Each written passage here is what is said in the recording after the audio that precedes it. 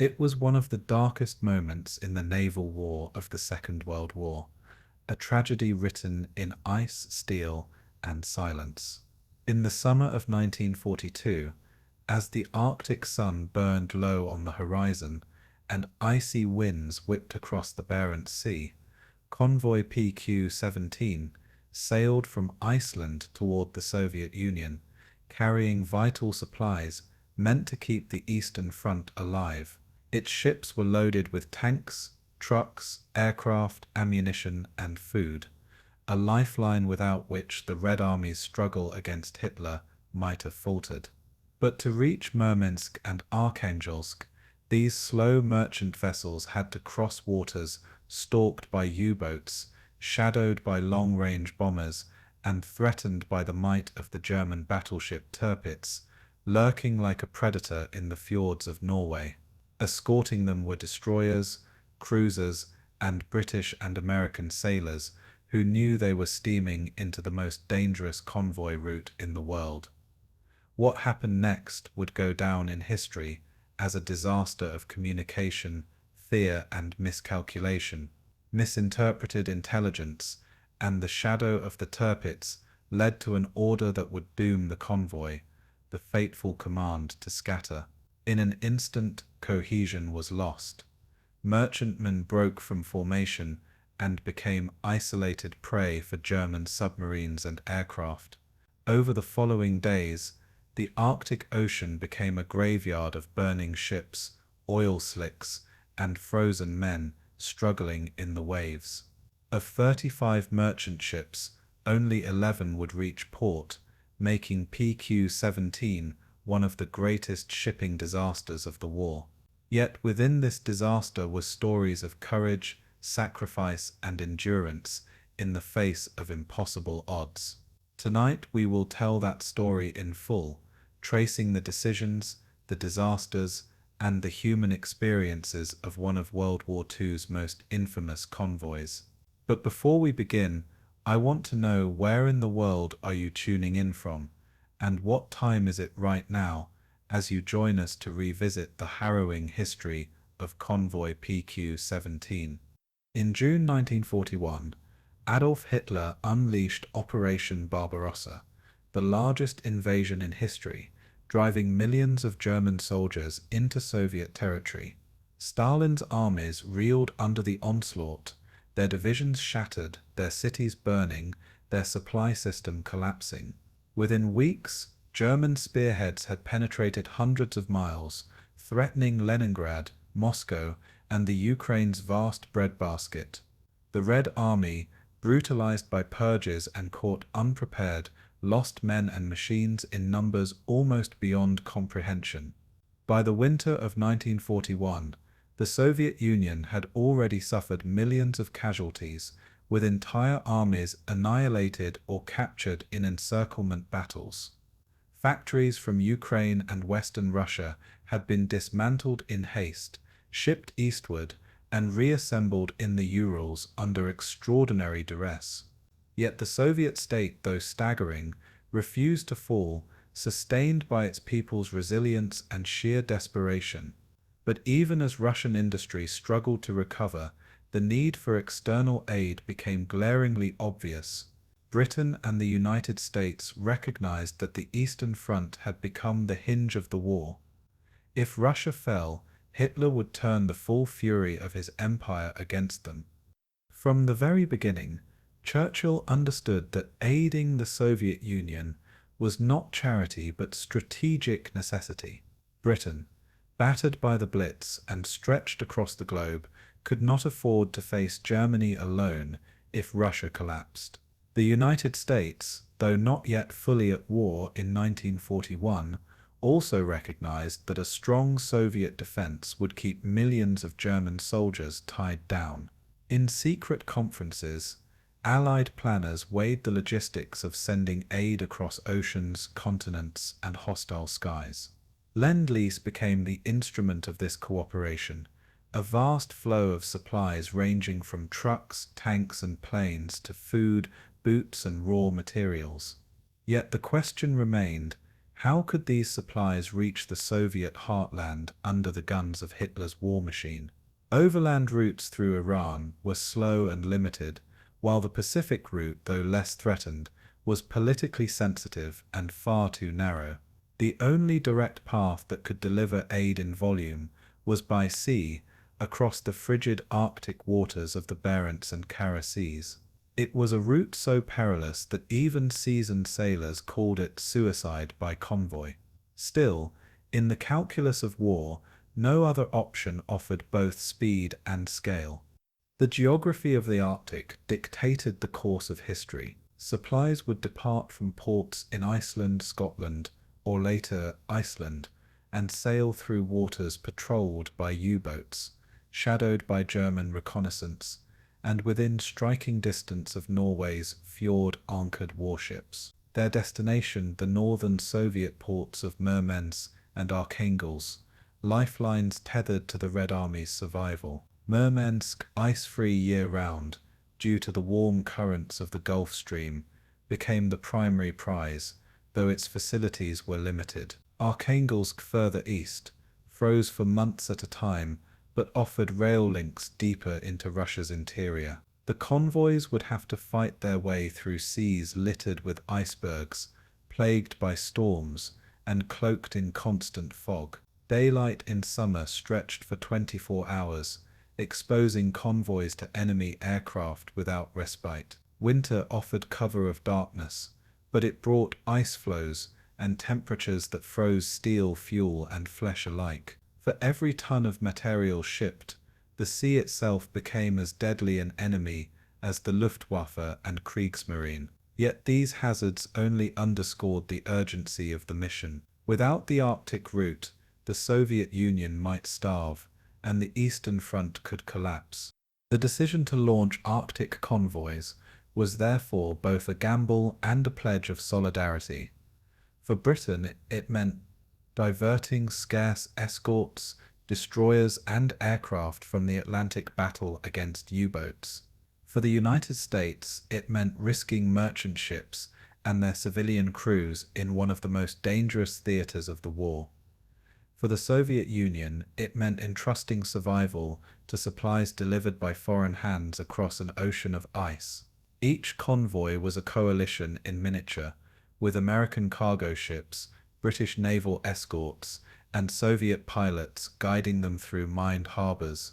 The stakes were not merely political, they were existential, for each ship carried the tools of war, tanks, aircraft, ammunition, that would be thrown into battle within days of arrival.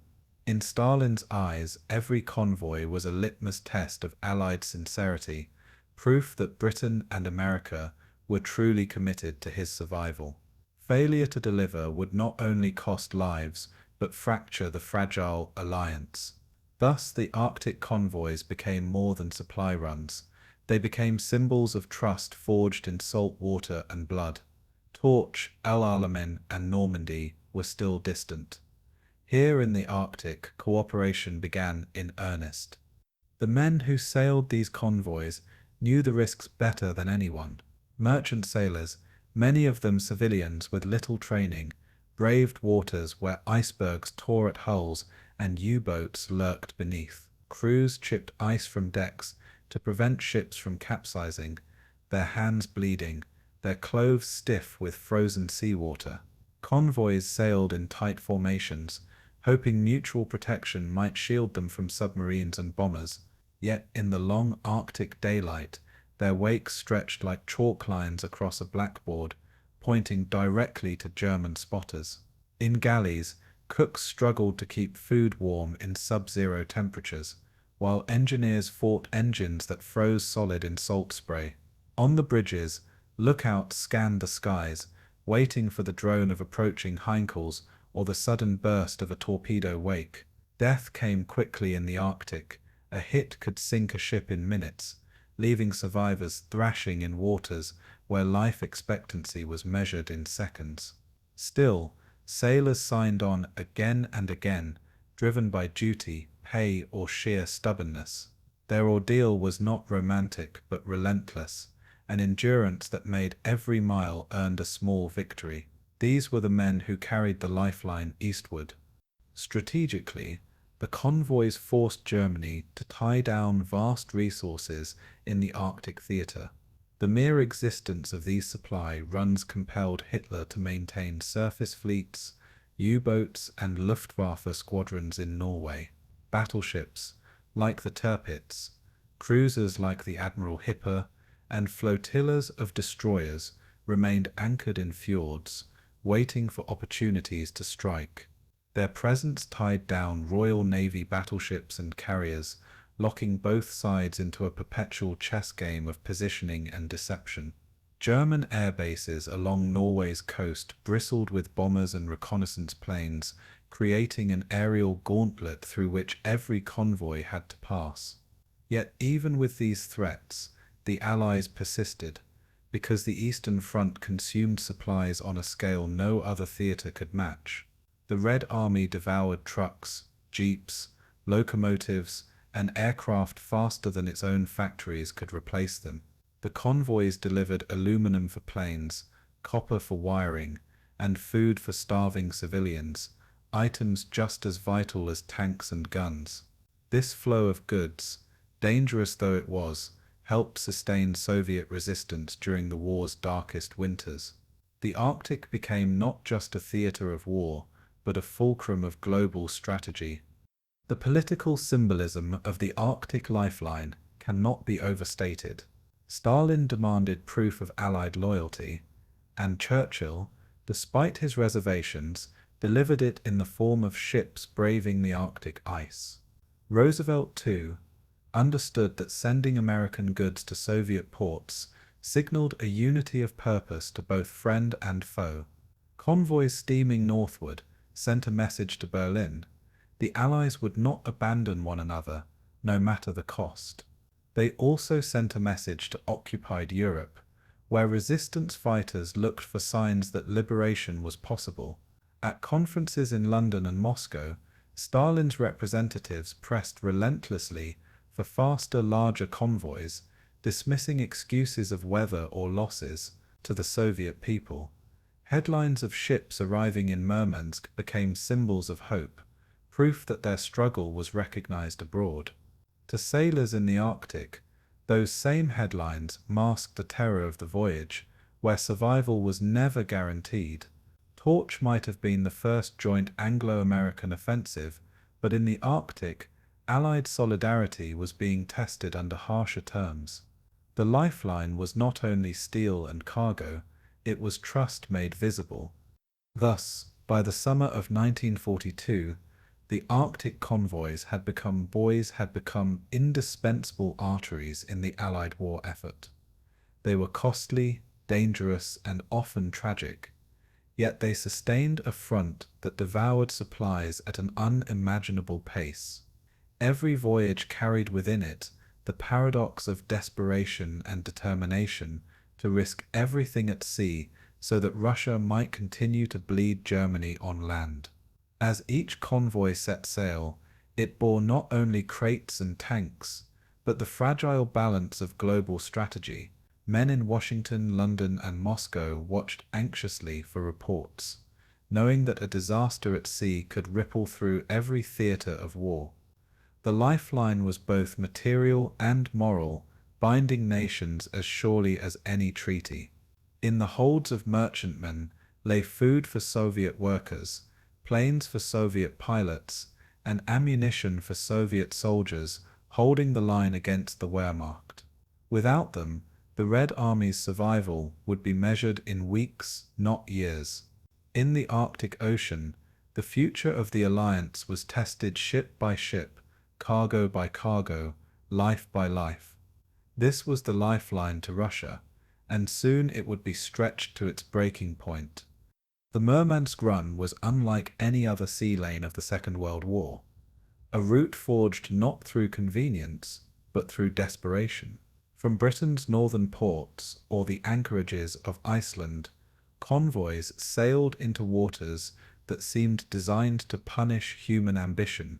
The Barents Sea stretched ahead, a dark and hostile expanse where storms howled without mercy and icebergs drifted like silent executioners.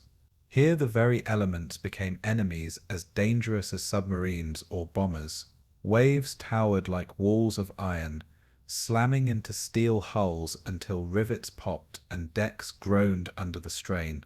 Salt spray froze instantly on superstructures, layering ships with armor of ice that threatened to capsize them under sheer weight. Crews chipped at frozen lifelines and pounded at doors welded shut by frost, their breath crystallizing in the air. Winter darkness lasted for weeks, wrapping convoys in endless night, pierced only by searchlights, auroras, and the orange flash of distant flak. In summer, the opposite curse prevailed, as 24 hours of daylight left ships exposed to the unblinking gaze of German aircraft. Every mile forward was paid for in sweat, frostbite, and a gnawing awareness of nature's merciless indifference. The Arctic Ocean's geography compounded the danger, funneling convoys along narrow corridors shadowed by German bases in Norway.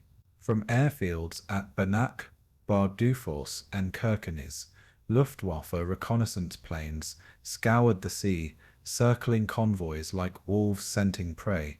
U-boats lurked beneath the waves, guided by Enigma-coded signals and triangulated positions from aircraft. The fjords of Norway concealed the greatest threat of all, Hitler's surface fleet, with the battleship Tirpitz and heavy cruisers poised to strike. For Allied sailors, the knowledge that these monsters might emerge at any moment was a constant source of dread. Ice floes drifted unpredictably, forcing convoys to weave in tight columns, lest ships be trapped or forced into mine-laden shallows. Fog rolled in without warning, shrouding escorts in blindness, while U-boats stalked unseen beneath. Even the aurora borealis, a natural wonder, became a curse, illuminating convoys with ghostly light visible for miles. The geography of the run was a gauntlet in every sense, a path that led straight into the heart of danger. Every captain who sailed it knew the sea itself was conspiring with the enemy. Life aboard ship became a struggle against the cold, as much as against the enemy. Temperatures plunged so low that diesel fuel thickened into sludge and machine guns froze solid on their mounts. Men wrapped in layers of wool and oilskin still found their fingers numb within minutes on open decks. Frostbitten ears, toes, and hands were so common they barely merited mention in daily reports. Galleys produced food that froze before it reached the mess, leaving sailors gnawing on icy bread or sipping soup turned slush. Sleeping quarters offered little relief, for condensation froze on bulkheads and snowflakes blew through gaps in hatches. Fires were forbidden during blackouts, leaving men shivering in total darkness as the sea hammered at their hulls. Washing was impossible. Water froze in pipes, and men grew gaunt beneath layers of grime and stubble. Even speaking became painful, lips cracked and split by the constant freeze. Survival was measured not in comfort but in sheer endurance, and those who endured longest carried scars long after the voyage was done. The merchant ships that formed the backbone of each convoy were never designed for such punishment. Their hulls groaned under pressure from pack ice, and their bows cracked as they pushed through frozen seas. Every ship was laden with cargo that must not be lost. Tanks lashed to decks, aircraft crated in timber, food stored in holds below. Civilian crews, many in their teens or 50s, battled conditions they had never imagined when signing their contracts. They worked under the guns of naval escorts, but knew that when disaster struck, they were on their own. Life expectancy in the water was no more than 3 minutes before shock, and hypothermia claimed the strongest swimmer. Lifeboats coated in ice were often useless, their ropes frozen solid, their oars brittle with frost. Even if launched, they offered only a slow death in drifting seas, unless rescue came within minutes. Merchant sailors were paid more for these runs, but no pay could compensate for the terror of watching torpedo wakes shimmer beneath the aurora. For For them, the Murmansk run was a gamble with fate played in waters colder than death itself. Escorts shared the same hardships, but with even greater burdens of responsibility. Destroyers and corvettes screened the merchantmen, their sonar operators straining to catch whispers of U-boats beneath the pounding seas. Depth charges had to be rolled off icy racks, sometimes sticking from frost at the worst possible moments. Gunners stood watch in exposed positions for hours, their eyes watering and lashes freezing as they scanned for the black speck of an aircraft on the horizon. Radar helped but was primitive, often blinded by storms or cluttered by icebergs drifting through the field. Commanders juggled endless crises, ships falling behind, escorts straying in fog, and reports of submarines circling just beyond range. Every decision was magnified by the fact that one mistake could doom dozens of ships. Crews went without sleep, ears ringing from the thunder of their own depth charges as they tried to shield the convoy. They endured seas that rolled them nearly onto their beams, men bruised and battered from being flung across decks. Yet they pressed on, because to falter meant letting the convoy break apart, and that was unthinkable. In the Arctic, discipline and vigilance were the only shields against annihilation.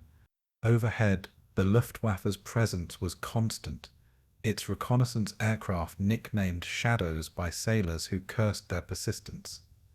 Hinkel and Focke-Wulf, long-range patrol planes, orbited convoys for hours, broadcasting their position to U-boats and command centers ashore. Sailors waved fists skyward, knowing that every circle of a shadow was a death sentence delayed by hours. Bombers would follow, sometimes Ju-88 Cess, sweeping low over the water, dropping sticks of bombs into tight formations of ships.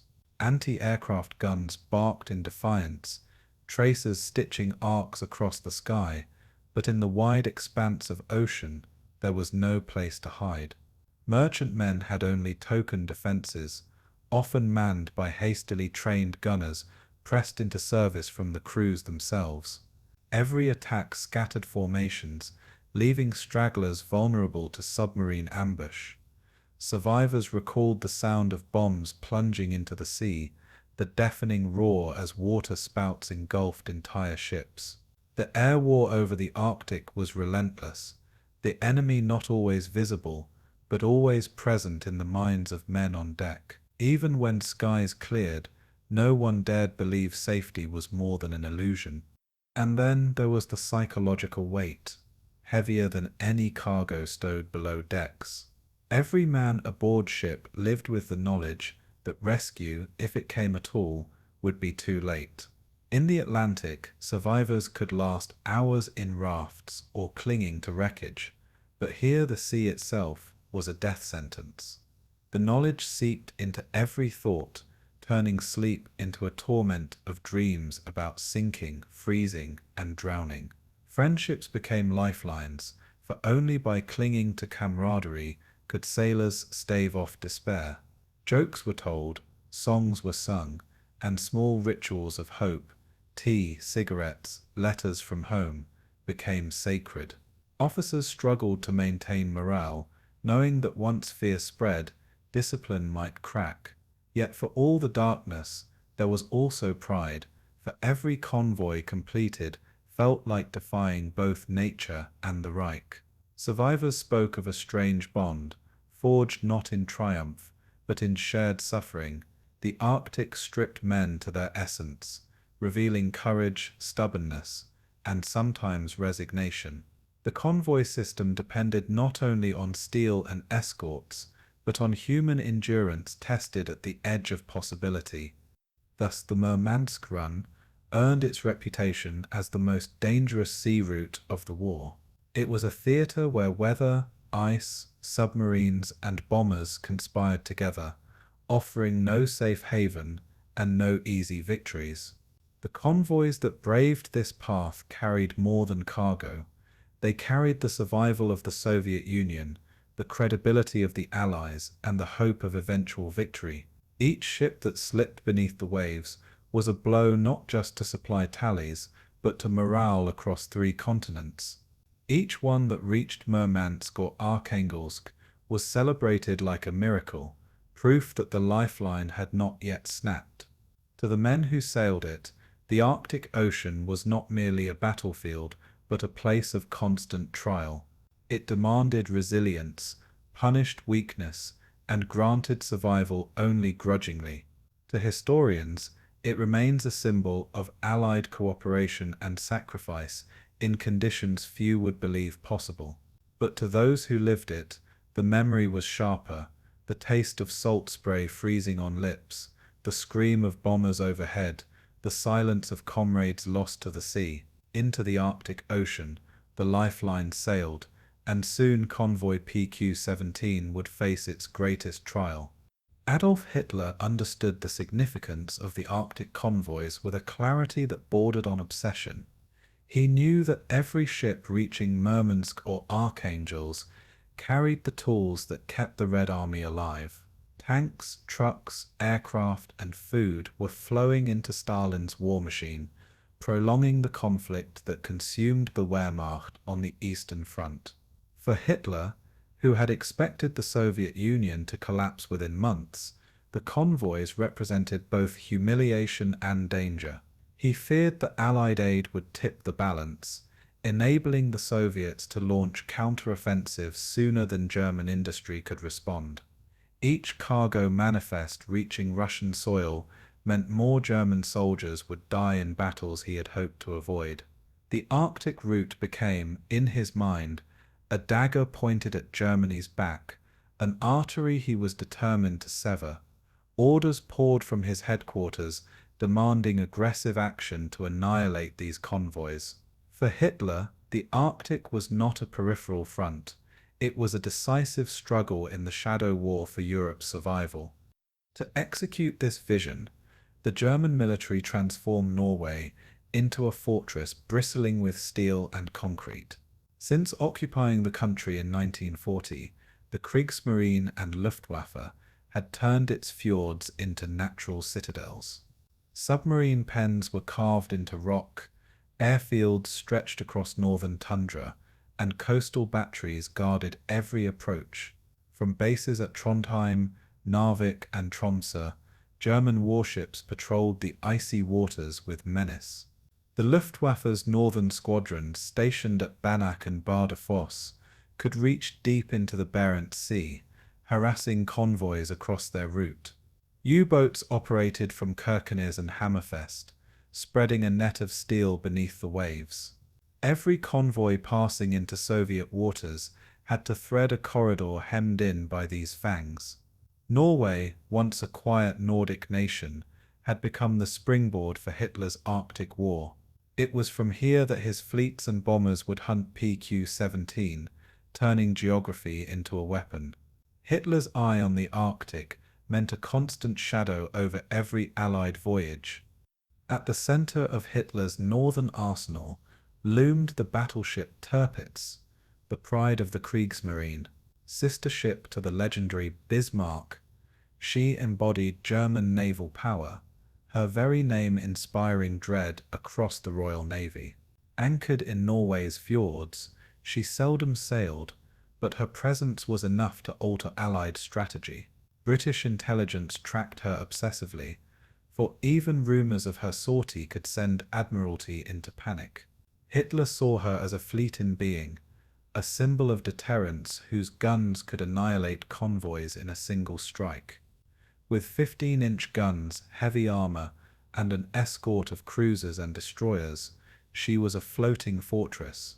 Her shadow tied down Royal Navy battleships and aircraft carriers, forces desperately needed elsewhere. The Allies did not fear what Tirpitz did so much as what she might do, and Hitler relished that psychological grip. In his mind, she was the Arctic's ultimate weapon, a threat so potent that even without firing, she bled Allied strength. The ghost of Tirpitz haunted every Arctic convoy, a spectre Hitler believed would bring his enemies to ruin. But Tirpitz was not alone in this theatre of menace. Heavy cruisers like the Admiral Hipper and Lützow lurked nearby, formidable enough to shred merchant convoys with broadsides. Destroyer flotillas patrolled Norway's northern waters, swift hunters waiting to pounce on stragglers. Beneath the waves, wolfpacks of U-boats prowled in coordinated ambushes, guided by signals from reconnaissance aircraft above. The combination of surface raiders, submarines, and air power created a three-dimensional trap impossible to evade completely. Luftwaffe units trained for anti-shipping strikes, flying Henkel He, 111 Sair and Junkers Ju, 88S armed with bombs and torpedoes. German tactics blended shadowing and sudden assault. Aircraft spotted convoys, U-boats moved in, and surface units struck if conditions allowed. Hitler demanded that these forces work in concert, striking swiftly and ruthlessly to wipe convoys from the map.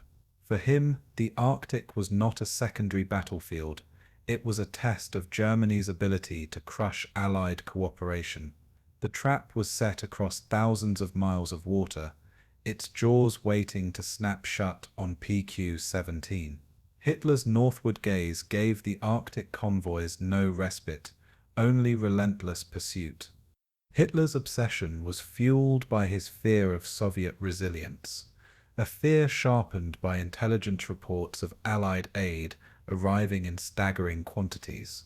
By mid-1942, tens of thousands of trucks, hundreds of tanks, and aircraft numbering in the thousands had already been delivered. These machines bore names unfamiliar to German troops: Studebaker trucks, Hurricanes, and P-40Cs, but their impact was undeniable. Soviet offensives increasingly rolled forward on wheels stamped "Made in Detroit" or "Made in Birmingham."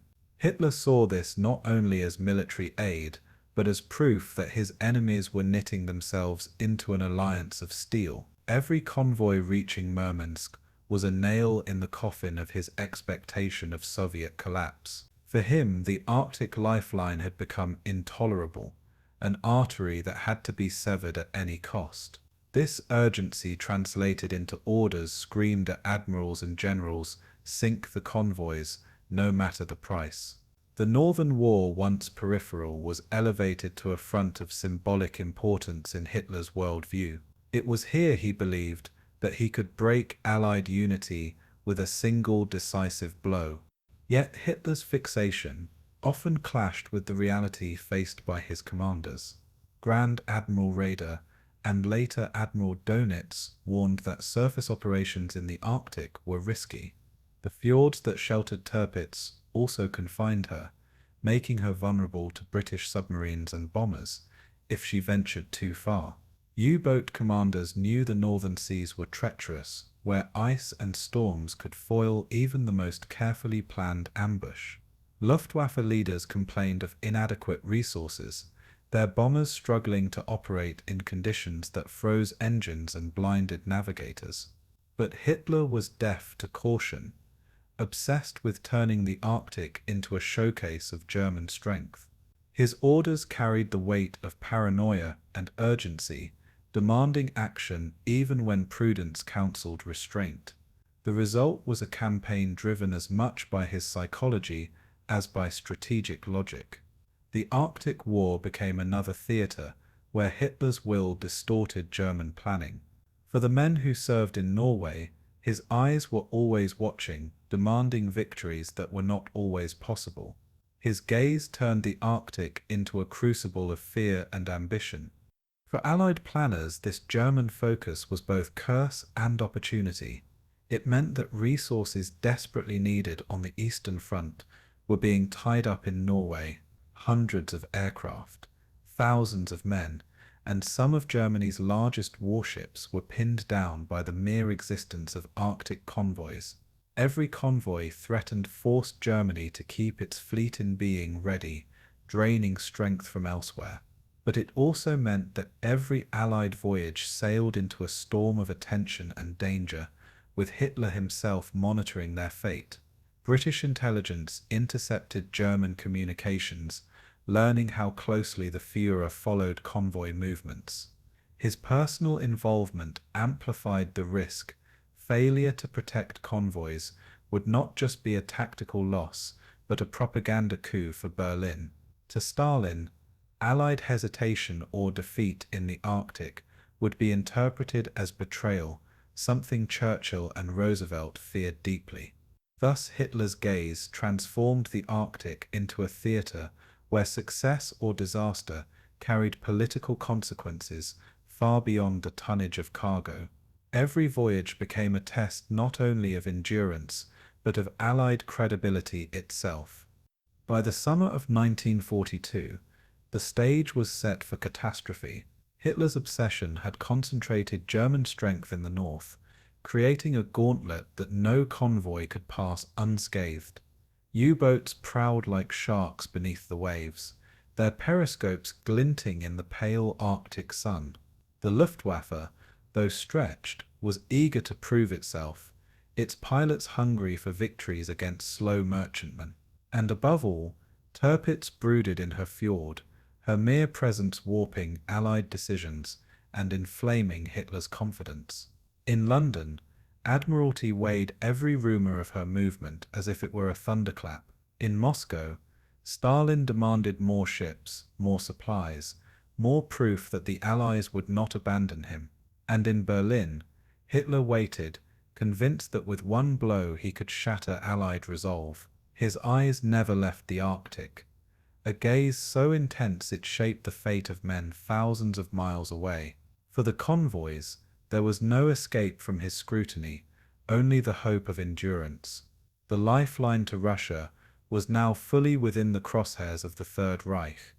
In the cold fjords of Norway, a single battleship cast a shadow far greater than her guns. The Tirpitz, sister to the sunken Bismarck, became the embodiment of German naval power in the north. She displaced over 42,000 tons, her armor thick enough to shrug off most shells, her main battery capable of annihilating merchantmen in a single broadside. Yet her true strength lay not in the battles she fought, but in the battles she never needed to fight. From her anchorage in Altafjord, she loomed like a phantom over the Arctic convoys, her presence forcing Allied admirals into constant vigilance. Every rumor of her movement sent ripples of panic through British naval headquarters. For Churchill she was an obsession, a fleet in being, whose mere existence tied down ships and men he desperately needed elsewhere. For Allied sailors braving the Barents Sea, she was an invisible menace, always possible, never certain. It was the uncertainty that gave her power, the fear that she might strike when least expected. In this way, Tirpitz became a weapon of psychology as much as steel. The Royal Navy had already learned the price of underestimating her kind. In 1941, her sister ship Bismarck had burst into the Atlantic, sinking HMS Hood in a thunderous exchange that shook Britain to its core. Though the Bismarck was hunted down and destroyed, her brief rampage proved how a single German battleship could unhinge Allied strategy. The memory haunted Churchill, who could not allow another such disaster in the Arctic. Every convoy that set sail toward Russia had to be planned with the Tirpitz in mind. Was she still in her fjord? Were her escorts ready? Would she break out into the open sea? These questions plagued British admirals, forcing them to allocate battleships, carriers, and cruisers to shadow a ship that rarely left port. The shadow of Hood's destruction and the lessons of Bismarck's hunt gave Tirpitz her aura of dread. To the men of PQ-17, she was not just another warship, she was the very embodiment of German naval terror. The Arctic Ocean was wide, but under her gaze it felt like a trap. The Tirpitz herself was a marvel of engineering and menace. Armed with 8 15-inch guns, dozens of smaller calibers and torpedo tubes, she could unleash devastation on any convoy unlucky enough to cross her path. Her armor belt was over 12 inches thick, her decks reinforced against plunging shells, making her nearly impervious to anything short of direct battleship fire. Speeding at over 30 knots, She could run down slower merchantmen with ease, while her escorts of destroyers and cruisers covered her flanks.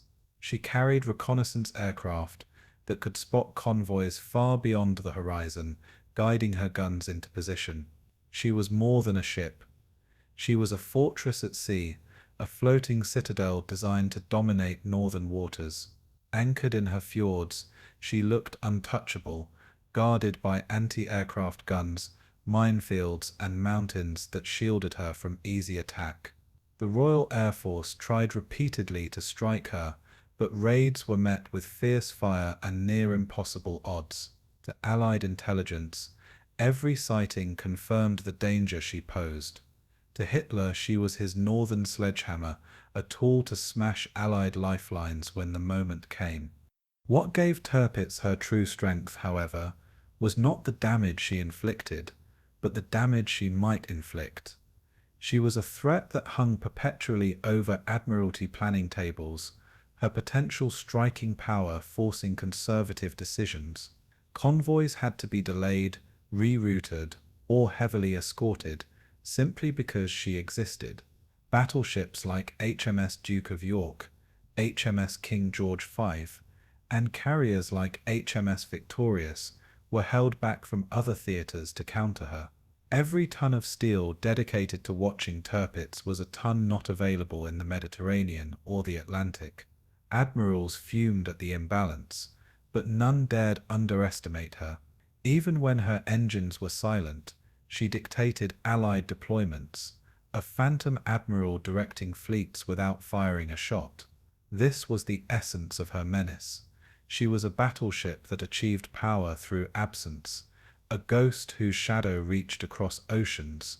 For sailors on convoy decks, the fear was simpler. If she ever appeared on the horizon, survival would be measured in minutes. Tirpitz turned possibility into terror, and terror into strategy. Churchill himself confessed that Tirpitz kept him awake at night. In letters to his staff, he described her as the beast in the fjords, a constant menace lurking beyond Britain's reach. He pressed for her destruction, ordering raids, submarines, and aircraft to strike at her again and again. Each failure only deepened her aura of invincibility. For the First Sea Lord, Admiral Pound, every decision regarding Arctic convoys revolved around the question of how to contain her. Even in Moscow, Stalin pressed Churchill for assurances that Allied warships could neutralize the battleship if she ventured forth. The pressure was enormous, for the credibility of the alliance depended on keeping supply lines open. To Stalin, excuses were intolerable, and to Churchill, failure was unthinkable. Thus, the very psychology of the war was warped by one ship in a fjord. The Tirpitz was not just steel, she was fear given form. Intelligence played a central role in magnifying the shadow of the battleship. Reports from Norwegian resistance, aerial reconnaissance, and ultra-decrypts painted pictures of her readiness. Yet intelligence was always incomplete, and it was in the gaps that fear festered. A rumor of her sortie could halt an entire convoy, stranding supplies urgently needed on the Eastern Front. Admiralty signals flashed across the Atlantic, weighing shadows and whispers as if they were certainties. Escort groups were ordered to positions that drained their strength, just in case the great ship moved. Each time she remained at anchor, yet the cost of her stillness was enormous. The enemy's most powerful weapon was uncertainty, and Tirpitz wielded it with devastating effect. For the convoys, this meant every horizon carried the possibility of doom. The Arctic Ocean became a chessboard where one piece dictated the movement of all others. And still, the great ship never fired a shot at PQ-17. To the men who sailed PQ-17, the Tirpitz was a nightmare whispered in every mess and wardroom. Merchant sailors, many of them civilians, had no illusions about their chances if she appeared. Gunners on escorts rehearsed drills that in truth would mean little against her overwhelming firepower. Survivors later recalled how her name hung in the air like a curse, unspoken but always present. In those long Arctic days as convoys ploughed northward, every ripple of the sea seemed to suggest her coming. Even the distant thunder of ice breaking or the low hum of engines could spark dread. The crew's fear was rational, for if Tirpitz attacked, their world would dissolve in minutes of thunder and fire. Yet they sailed anyway, bound by duty, necessity, or simple resolve. Courage in the Arctic was often less about defiance than endurance in the face of inevitable terror. And terror was the shadow Tirpitz cast more effectively than any shell. Thus, the Tirpitz became both symbol and strategy, her power measured not in battles won but in battles avoided. She chained the Royal Navy to Norway, drained resources from other seas, and haunted the minds of men thousands of miles away. She was Hitler's trump card, wielded more as a threat than as a weapon. For the Allies, she was an adversary whose silence was as dangerous as her guns. In the saga of PQ-17, her role would prove decisive, not because she fired, but because men believed she would. Orders would be given, escorts withdrawn, and a convoy left to its fate under her looming shadow. This was the power of the Tirpitz, to command the battlefield without leaving her anchorage. She was the beast Churchill feared, the phantom Stalin raged against, and the nightmare every sailor carried in his heart. In the Arctic, her presence defined the battle before it began. The disaster of PQ-17 was shaped not by what she did, but by what she might have done. In the final days of June 1942, the cold anchorages of Iceland and Scotland stirred with activity as men and ships prepared for the most dangerous voyage of the war. 35 merchant vessels gathered, their holds packed with cargo that Stalin demanded and the Red Army desperately awaited. Crated aircraft lined their decks, tanks were lashed with chains, and pallets of ammunition, fuel, and food were stored deep below. Each ship was a floating arsenal, bearing enough steel and firepower to supply entire Soviet divisions.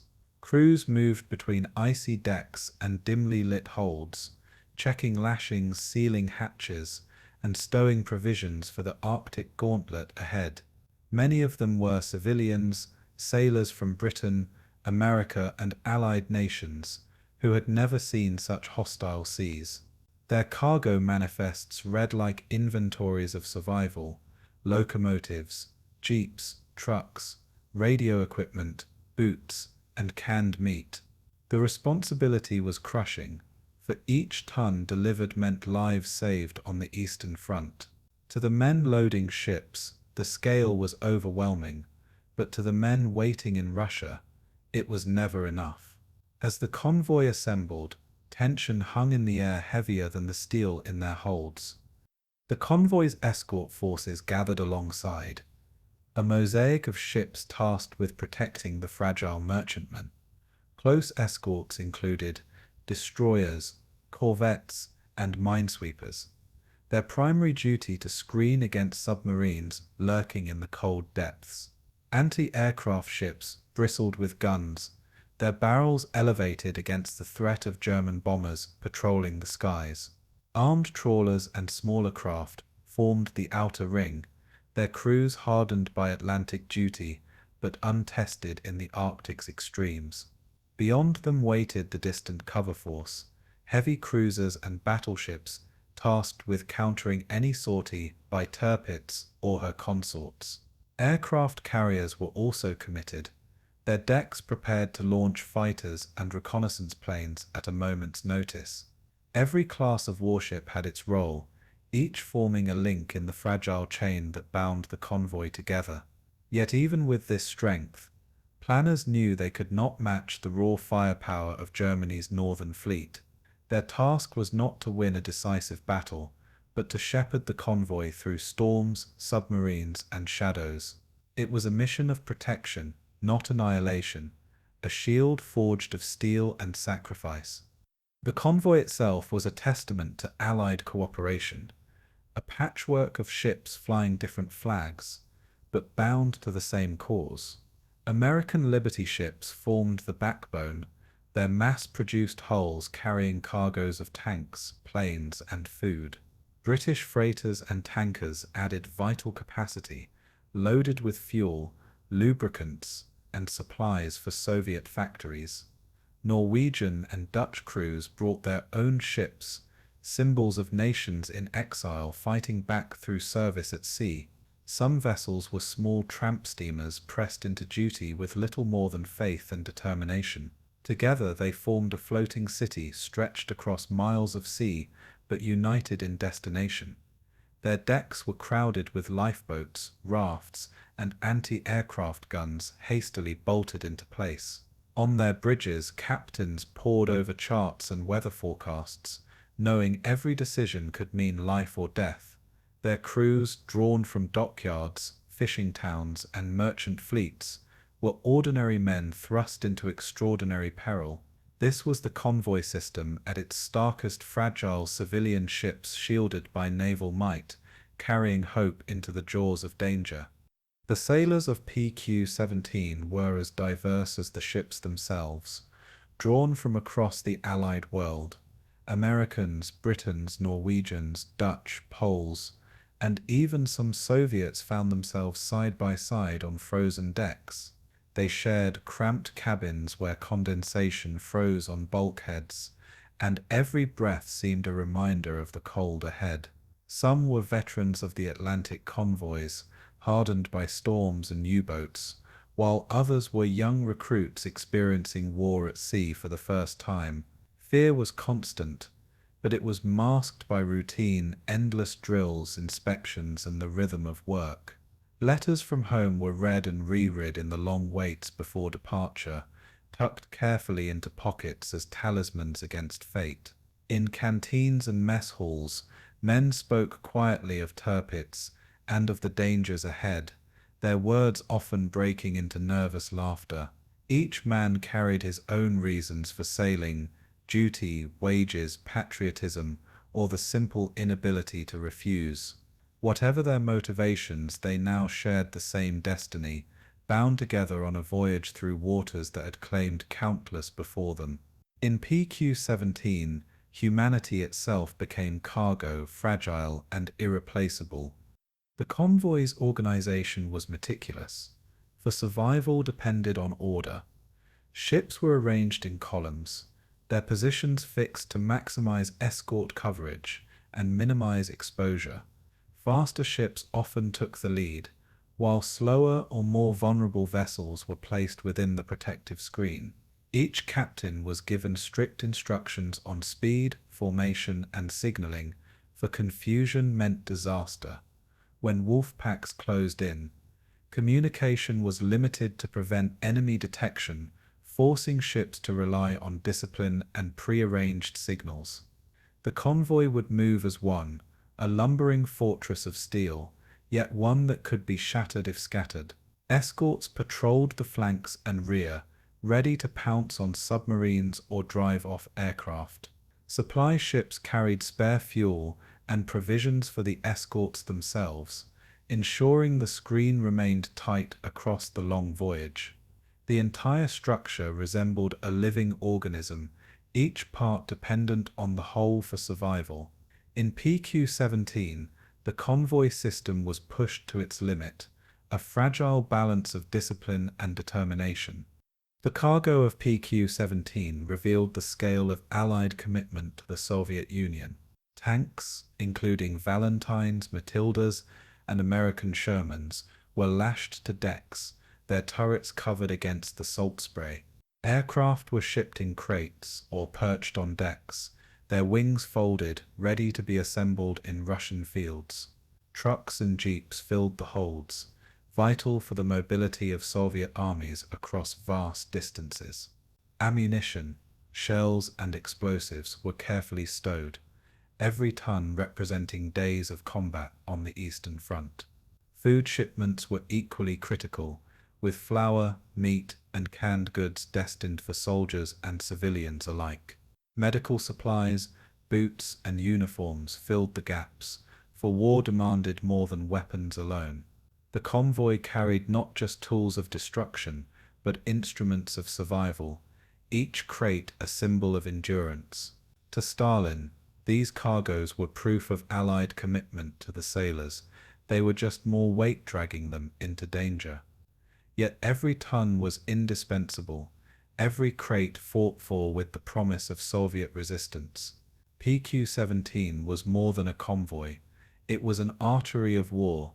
The departure itself was shrouded in secrecy and tension. Orders were issued in whispers, signals kept to a minimum, and departure times staggered to reduce exposure. Yet secrecy could only do so much, for German reconnaissance aircraft patrolled relentlessly, hunting for signs of movement. Sailors stood on decks watching the horizon, aware that the enemy's eyes were already searching. The silence of departure was deceptive, for everyone knew that once they entered the Barents Sea, silence would give way to fire. The convoy began to form into its columns, escorts sliding into position like guards around a treasure chest. Each man knew that the voyage ahead would test endurance beyond measure. For now there was only the sound of engines churning and waves slapping against hulls. The Arctic awaited them, vast, indifferent, and merciless. Convoy PQ-17 was underway, and with it sailed the fate of countless battles yet to be fought on land. As PQ-17 steamed into the Arctic, it carried within it the weight of nations. To the Soviets, it was lifeblood, the supplies without which their armies might falter. To the British, it was a pledge of solidarity, a promise to their uneasy ally that they would not abandon him. To the Americans, it was proof of their growing role in a war that spanned every ocean and continent. To the sailors, it was simply survival, a voyage that might end in glory or in a frozen grave. Behind every ship lay families, factories, and governments who had invested their hopes in the convoy's success. Ahead lay storms, ice, and enemies, waiting to strike from sky, sea, and shadow. The convoy was more than a line of ships. It was a moving symbol of Allied cooperation and vulnerability.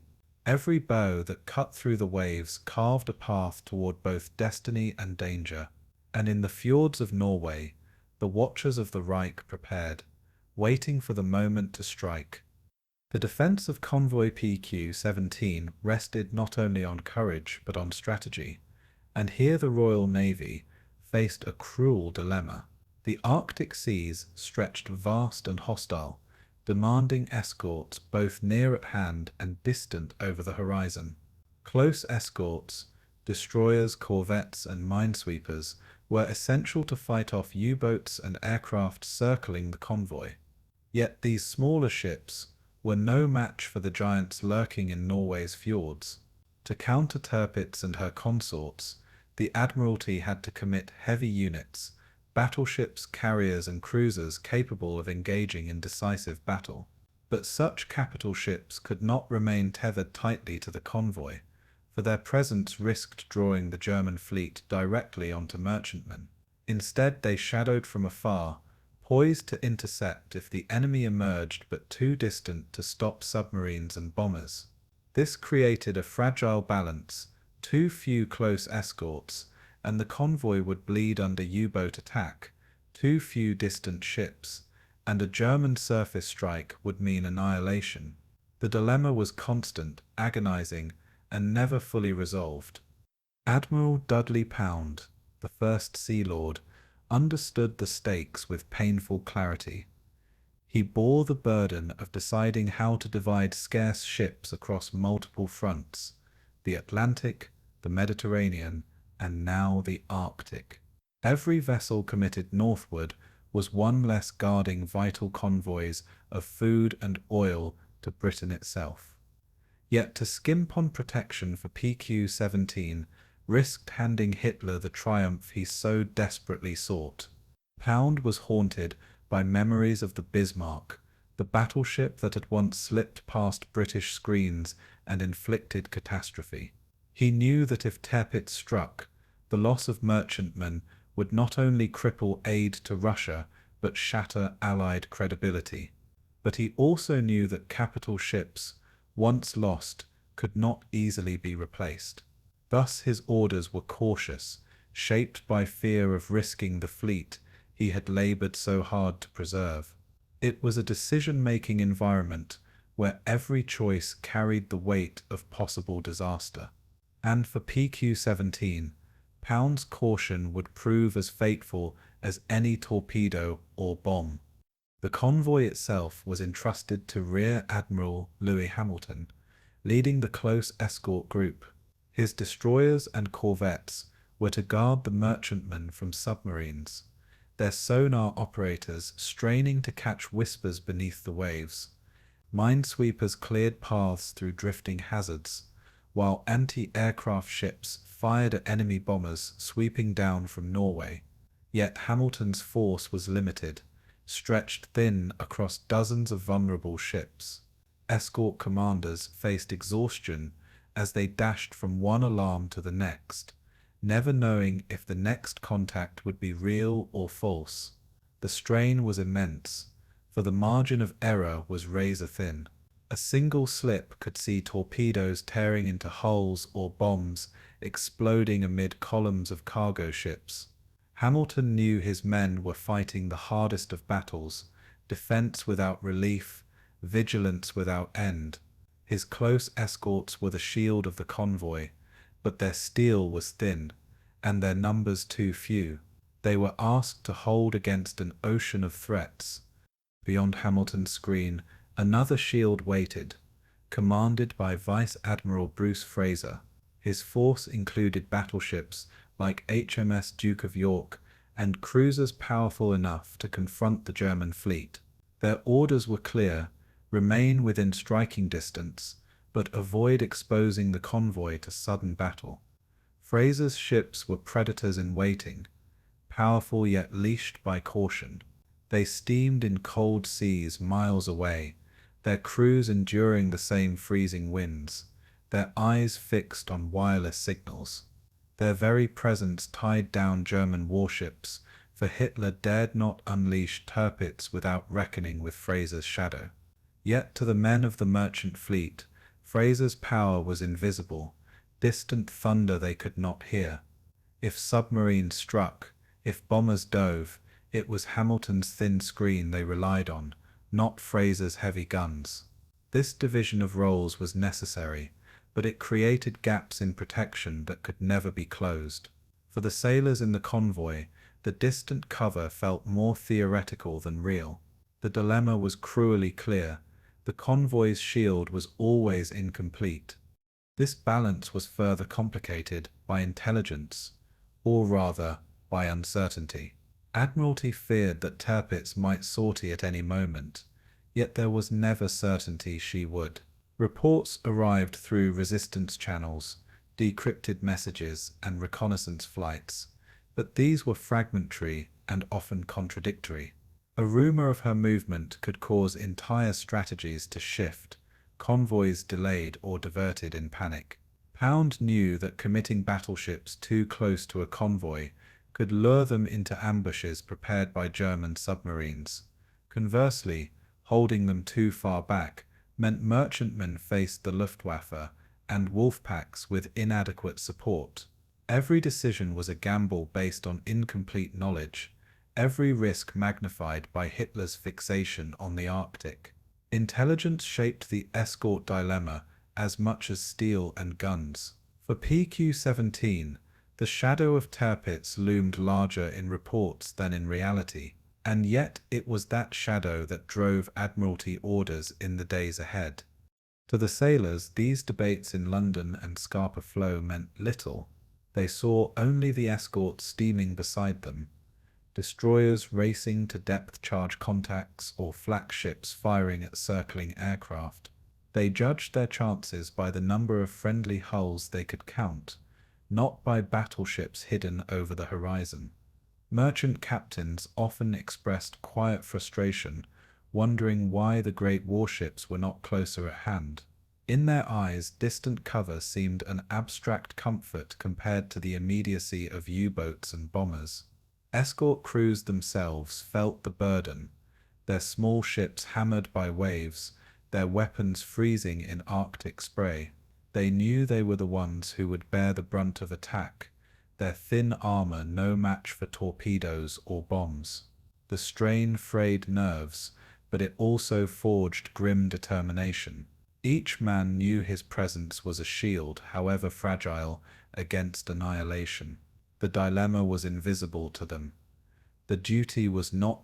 Still, Admiralty could not escape the political weight of its decisions. Stalin demanded results, not excuses, and he viewed any loss as evidence of half-hearted support. Churchill, desperate to maintain the alliance, pressed his admirals to keep convoys sailing despite risks. Pound, balancing strategy against political pressure, erred on the side of caution when confronted with uncertainty. His fear of losing capital ships outweighed his willingness to gamble them against German raiders. It was a decision understandable in logic, but fateful in outcome. For the men at sea, it translated into escorts too few, and distant cover too far. It was a decision that would culminate in the infamous order to scatter, leaving PQ-17 exposed. The escort dilemma was not merely tactical but political, its consequences measured in ships sunk and alliances strained. In the Arctic, politics and war collided on frozen waves. Thus the escort dilemma became the defining tension of PQ-17 before the first bomb fell or the first torpedo struck. It was a balancing act between presence and absence, between caution and boldness, between fear of losing the fleet and fear of losing the fleet and fear of losing the convoy. Admirals weighed steel against lives, strategy against morale, and their calculations were haunted by memory and uncertainty. Every decision rippled outward, shaping the fate of men who had no say in them. The Royal Navy bore the burden of guardianship, but in that burden lay contradictions that could not be resolved. For PQ-17, the shield was real but flawed, powerful but distant, brave but overmatched, and in that fragile balance lay the seeds of disaster. The convoy was about to sail deeper into waters where decisions from afar would dictate life and death. The escort dilemma had been set, and soon it would be tested to the breaking point. On June 27, 1942, Convoy PQ-17 raised anchor and slipped out of the cold harbours of Fjellfjörður, Iceland. 35 merchantmen, flanked by destroyers and corvettes, churned northward into seas that were already testing their endurance. Engines groaned under strain, smoke poured from funnels, and on every deck men pulled collars tight against the chill. The North Atlantic summer offered little mercy, the air damp and frigid, the winds sharp enough to slice through wool and oilskin. Waves rolled in relentless rhythm, towering like grey walls that broke over bows and drenched crews to the bone. Already, ships fought against freezing spray, their decks sheening with ice that men chipped away with hammers. The convoy's columns stretched into the mist, a slow-moving armada, bound for a gauntlet of storms, ice, and enemies. Lookouts peered into the gloom, their eyes straining to separate fog from phantom shapes of U-boats. For the men aboard, there was no romance in departure, only the sobering knowledge that the most perilous journey of their lives had begun. Into the Arctic, PQ-17 sailed with resolve, but also with dread. The convoy's first days were a march into weather that felt as hostile as any enemy fleet. The further north they steamed, the colder the air bit at lungs, turning every breath into a stinging reminder of where they were headed. Fog clung to the sea like a shroud, veiling ships so thoroughly that captains struggled to keep formation.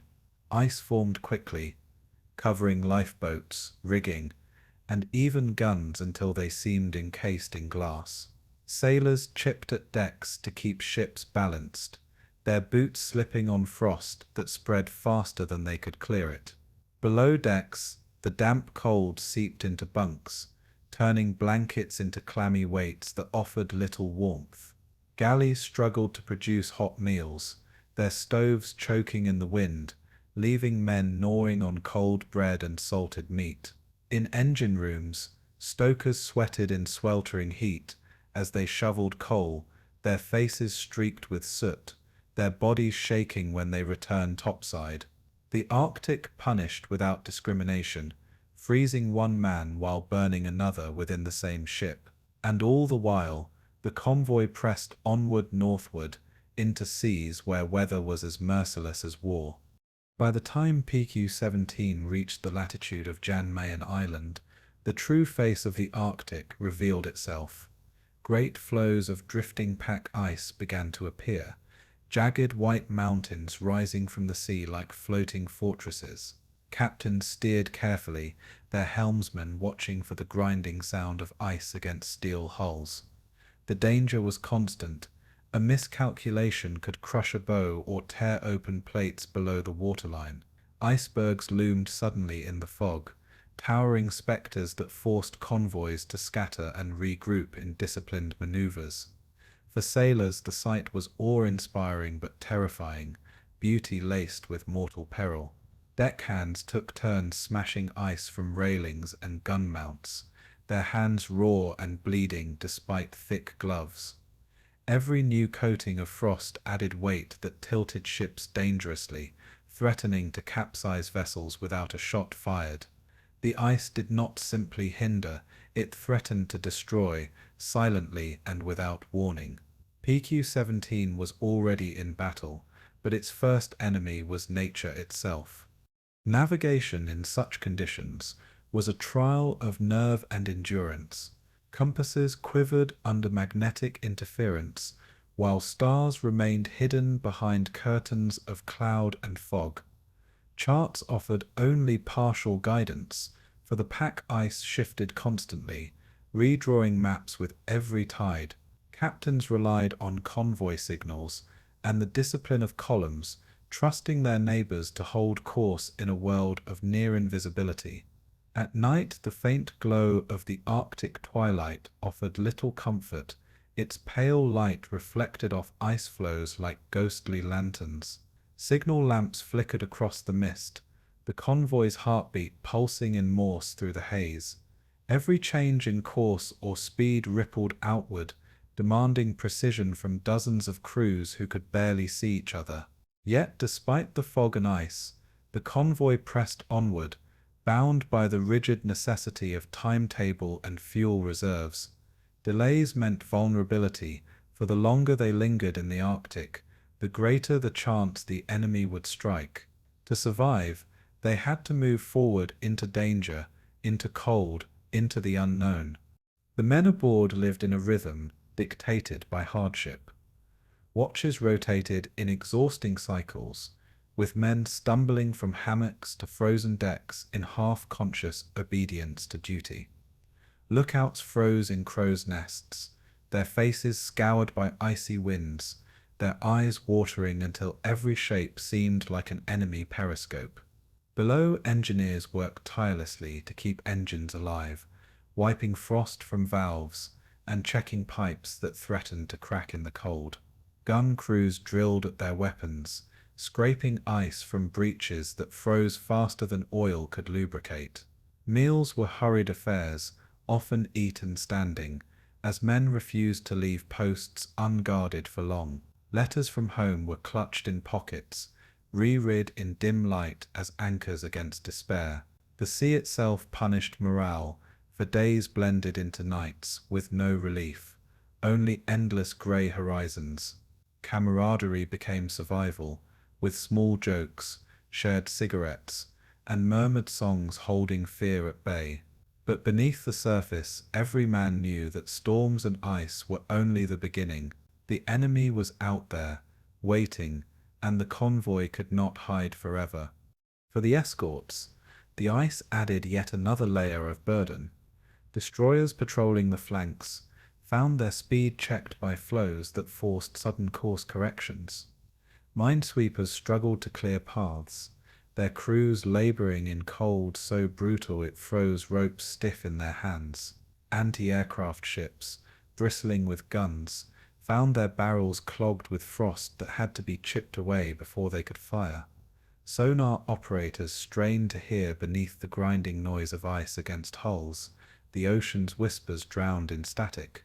Depth charges froze in racks, their fuses stiff with ice, demanding constant attention lest they fail when needed most. Commanders cursed the weather, knowing that efficiency eroded with every passing hour. Their ships were built for war, but in the Arctic they fought both sea and enemy at once. Still, they pressed on, because their absence would mean instant destruction for the merchantmen. Every escort knew its role was not glory, but sacrifice, a shield stretched thin over steel that could not defend itself. The ice tested them before the enemy ever did. For the merchantmen, progress was a test of patience and fear. Captains watched their convoys disappear and reappear in fog, each moment wondering if stragglers would fall behind. Cargo shifted in holds as ships rolled, chains rattling against crates of ammunition and vehicles that clanged like ominous drums. Crews worked tirelessly to secure lashings, for one break in stormy seas could spell disaster below decks. Ice clogged vents and hatches, making even simple tasks a fight against nature. Lifeboats meant for salvation became burdens of ice that weighed down their ships. Radio operators sent cautious signals, knowing every transmission might reveal their position to German ears. Yet silence carried its own terror, the loneliness of ships cut off in a frozen desert. Every man aboard carried unspoken fears of what awaited beyond the fog, torpedoes, bombs, and the shadow of Tirpitz. The convoy pushed northward, and with every mile tension wound tighter. PQ-17 was marching into a crucible where survival was never promised. As July approached, the convoy's horizon stretched into a world of endless ice and unbroken sea. Fog thickened, storms rose, and the Arctic seemed determined to test every weakness before the Germans ever struck. Sailors looked out across a landscape where water and ice blended into one, indistinguishable and unforgiving. Yet discipline held, and columns remained intact, steel pressing forward against the weight of the elements. The escorts strained, the merchantmen groaned, and the men aboard endured with grim resolve. Each day carried them closer to Soviet waters, but also deeper into the reach of the Luftwaffe and Kriegsmarine. In the fjords of Norway, reconnaissance aircraft and submarines were already searching, watching, and waiting. The ice had bled strength from the convoy, but the true trial had not yet begun. PQ-17 had survived nature's first assault, but now it was sailing directly into the jaws of the enemy. The Arctic had tested them, and soon Germany would. As PQ-17 ploughed northward through fog and ice, unseen eyes were already upon it. From airfields in occupied Norway, long-range reconnaissance aircraft of the Luftwaffe began their relentless patrols over the Barents Sea. Heinkel He 111S and Junkers Ju 88S scanned the horizon, their crews peering through icy windows for the dark smudge of smoke on the water. They flew in wide arcs, shadowing when they found their prey, circling just out of range of flak guns. Every sighting was reported back to bases at Bannock, Kirkenes, and Bardufoss, where intelligence officers pieced together the convoy's course. Below the waves, U-boats stretched their net, lying in wait in channels the convoy could not avoid. Signals crackled across the ether, transmitting positions, speeds, and headings to Kriegsmarine Command. Slowly, a map of PQ-17's progress unfolded on German plotting tables, a grim picture of opportunity. What for Allied sailors was a journey through fog was, for the enemy, a hunt with growing clarity. The convoy had entered the wolf's gaze, and the trap was beginning to close. In Hitler's headquarters, the Arctic convoys were discussed with a fury that revealed both obsession and fear to the Führer. These lifelines to Russia were not merely shipments of supplies, but threads keeping Stalin's war machine alive. Each tank delivered, each aircraft assembled, meant German soldiers dying in the east. He demanded that PQ-17 be destroyed, not merely harassed but annihilated as an example to the world. Hitler's rages echoed through briefings, his hand slamming against tables as he demanded the full force of the Kriegsmarine. Grand Admiral Raeder, commander of the German Navy, assured him that plans were already in place. The battleship Tirpitz, cruisers like Admiral Hipper, and destroyer flotillas were ready to sortie if the opportunity arose. Luftwaffe squadrons were assigned, their bombers armed with torpedoes and armor-piercing bombs for the Arctic hunt. U-boat Wolfpacks were repositioned, converging toward the path the convoy must inevitably take. For Hitler, this was more than a battle. It was a chance to break Allied will with one crushing blow. The Germans called their plan Sprung, the Knight's Move, a chess-inspired strike designed to crush PQ-17 from multiple directions. Its logic was simple but deadly: shadow the convoy until its position was fixed, then unleash a coordinated assault of sea, air, and submarine power. Tirpitz would serve as the hammer, emerging from her fjord to terrify the escorts into retreat or destruction. The heavy cruiser Admiral Hipper and pocket battleship Lützow would add their firepower, sweeping the convoy from the sea like kindling before a storm. Destroyers and smaller escorts would mop up survivors, hunting stragglers with torpedoes and gunfire. Overhead bombers would dive and strike, their black crosses flashing in the Arctic twilight. Beneath, Wolfpacks would wait for the confusion, torpedoes already loaded in their tubes. The plan promised devastation, but it required coordination, timing, and secrecy. German admirals debated, wary of Britain's heavy ships waiting beyond the horizon. Yet Hitler's insistence drove preparations forward, leaving hesitation behind in the icy fjords of Norway. Luftwaffe shadowers played the most immediate role, circling PQ-17 like carrion birds above prey. Merchant sailors cursed the dark silhouettes overhead, knowing each sighting meant more U-boats closing in. Escorts fired bursts of anti-aircraft fire, but the enemy planes kept their distance, watching patiently. Every course correction by the convoy, every change of speed, was logged and relayed. The men aboard merchantmen felt exposed, as though every move they made was already known to the enemy. Below decks, radio operators intercepted fragments of German chatter, confirming their fears. The Luftwaffe's eyes made secrecy impossible, and without secrecy, surprise belonged to the enemy. These circling aircraft were the first blows of the trap, soft but suffocating. The convoy was no longer a moving force. It was a marked target, encircled in the enemy's gaze. For the men below, each drone of engines overhead was the sound of doom drawing closer. Meanwhile, beneath the grey waves, the U-boats maneuvered with patient precision.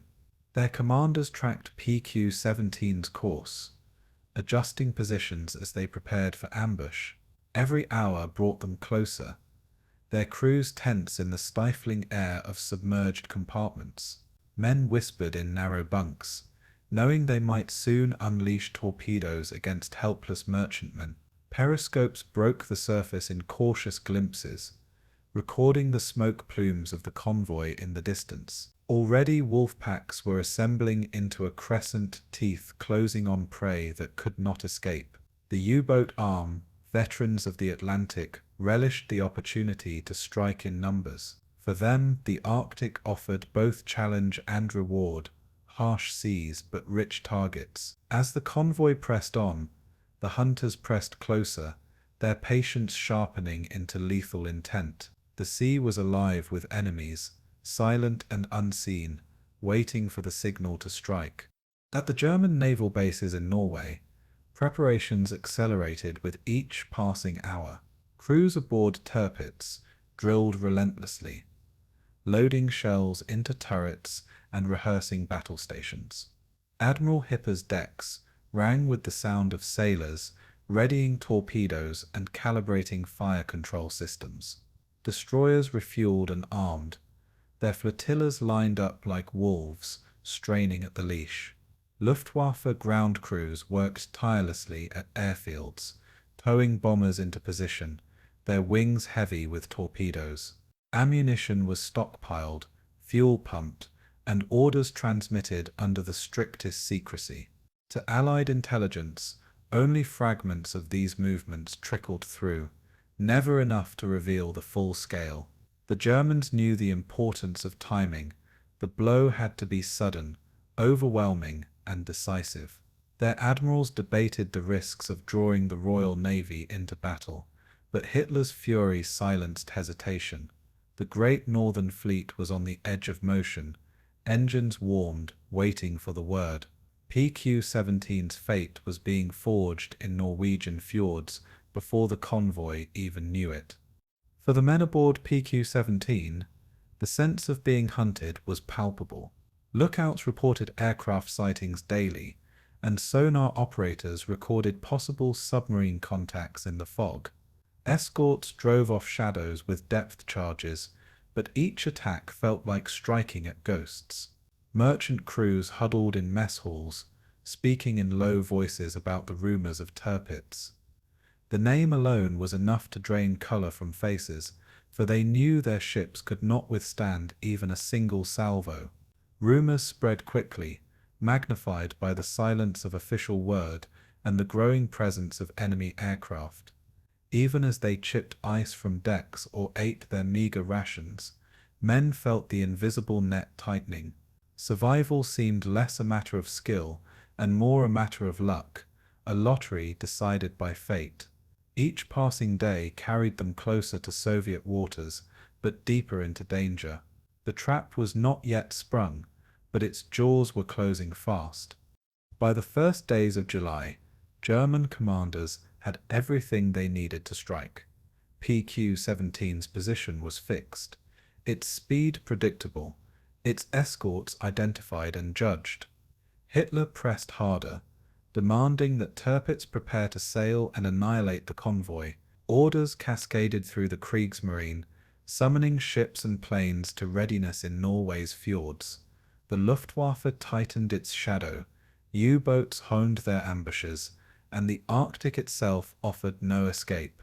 In London, Admiralty signals warned of the looming danger, but decisions had yet to be made. The convoy, blind to the full scale of the enemy's preparations, pushed onward through ice and fog. On plotting tables from Berlin to Trondheim, PQ-17 was already a dead convoy walking. The Germans believed they had orchestrated the perfect trap, one that would deliver Hitler his long-sought triumph. The stage was set, and the next move would plunge the Arctic into disaster. On July 2nd, 1942, the long tension finally broke. After days of shadowing, the Luftwaffe made its first concerted strike against convoy PQ-17. Out of the grey sky above the Barents Sea came squadrons of Junkers Ju-88 bombers, their engines droning like an approaching storm. The escorts raised alarms, gunners racing to stations, their fingers numbed by cold as they gripped frozen triggers. Anti-aircraft guns roared, spitting tracers into the mist, each streak a desperate attempt to swat down death before it fell. Merchant sailors looked skyward as the black crosses swooped, bombs tumbling from open bays like iron rain. The sea erupted in geysers, as near misses threw water over decks and rattled hulls. Men clung to railings, praying that the next explosion would not find their ship. Through the chaos, bombs finally found their mark, striking one of the leading freighters. A plume of fire and smoke rose into the Arctic sky, the convoy's first loss.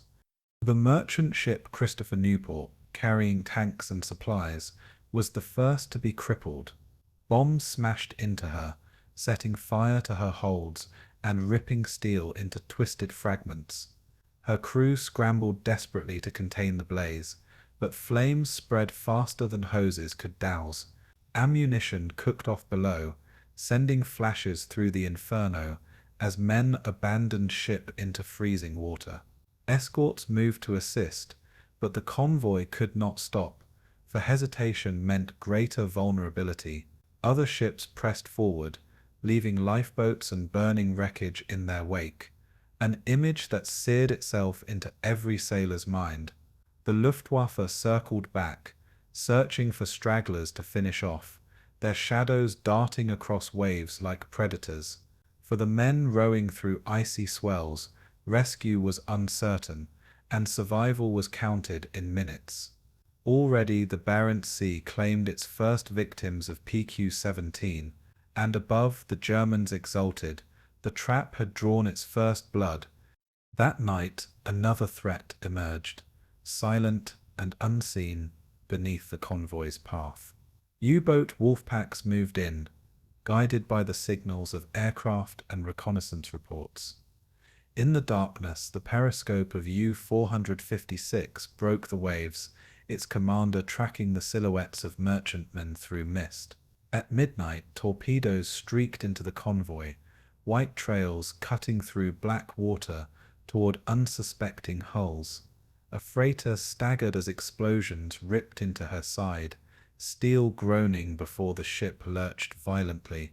Men were thrown across decks, steam vented from ruptured boilers, and compartments flooded within seconds.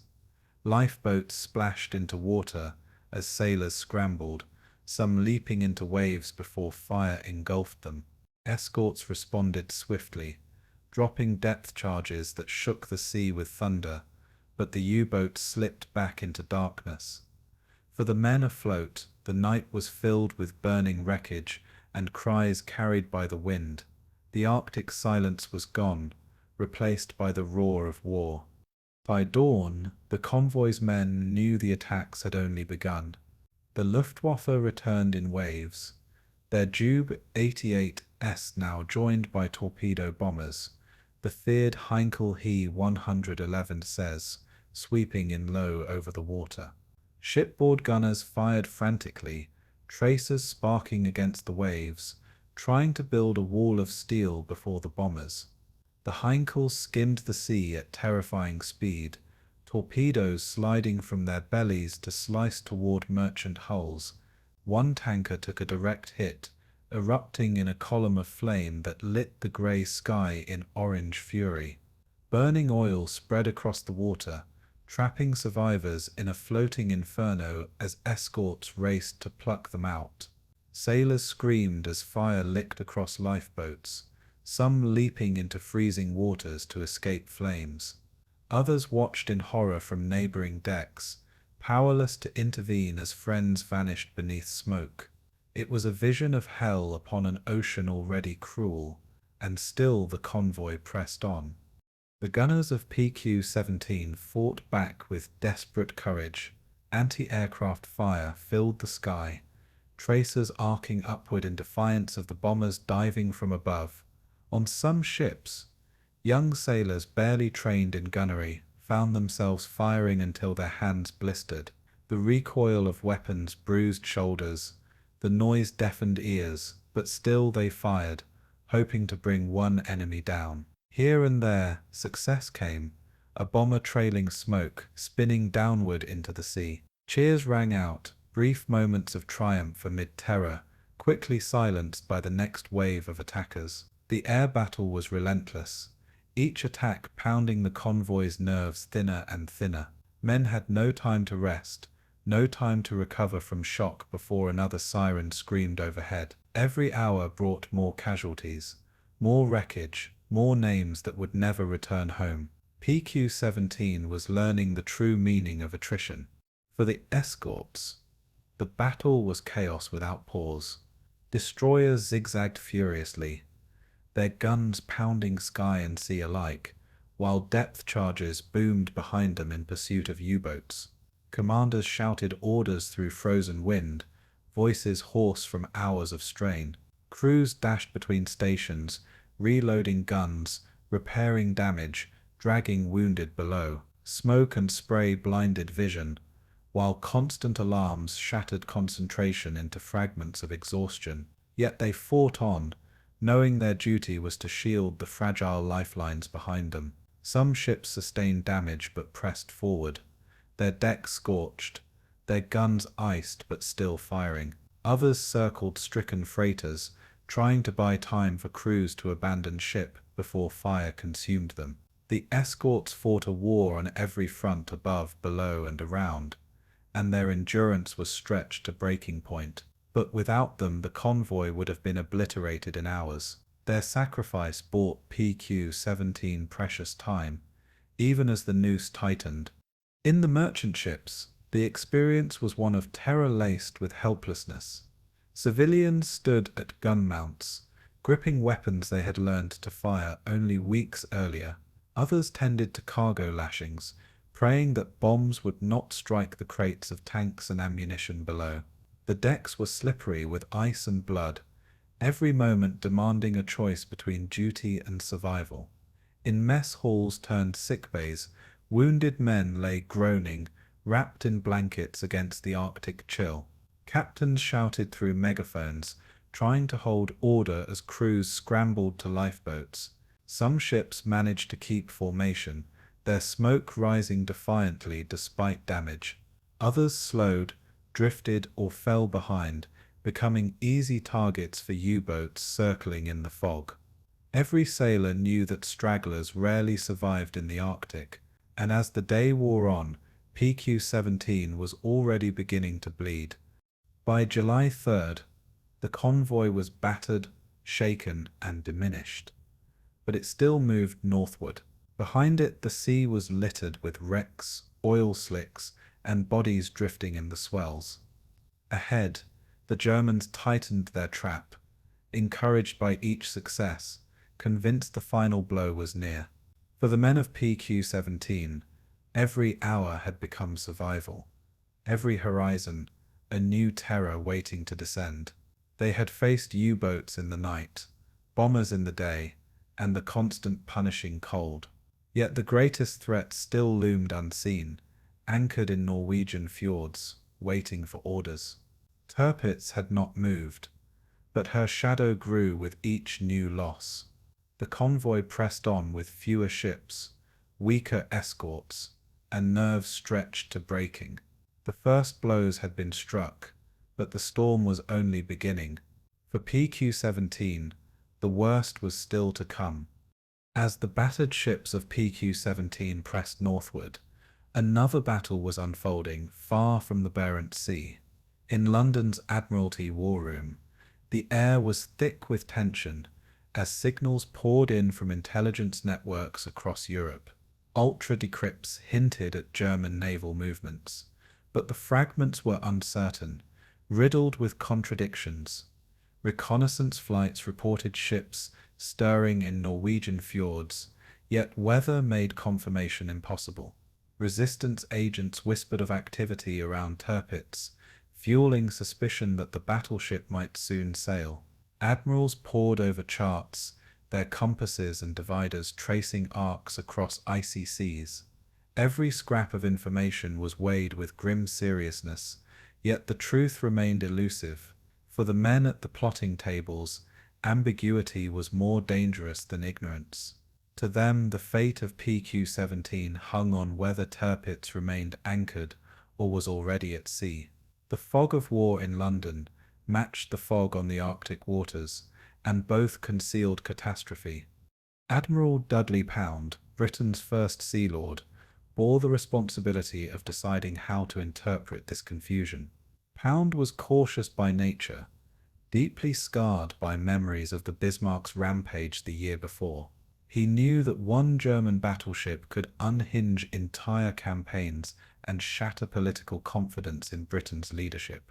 The mere possibility of Tirpitz breaking into open water chilled him to the bone.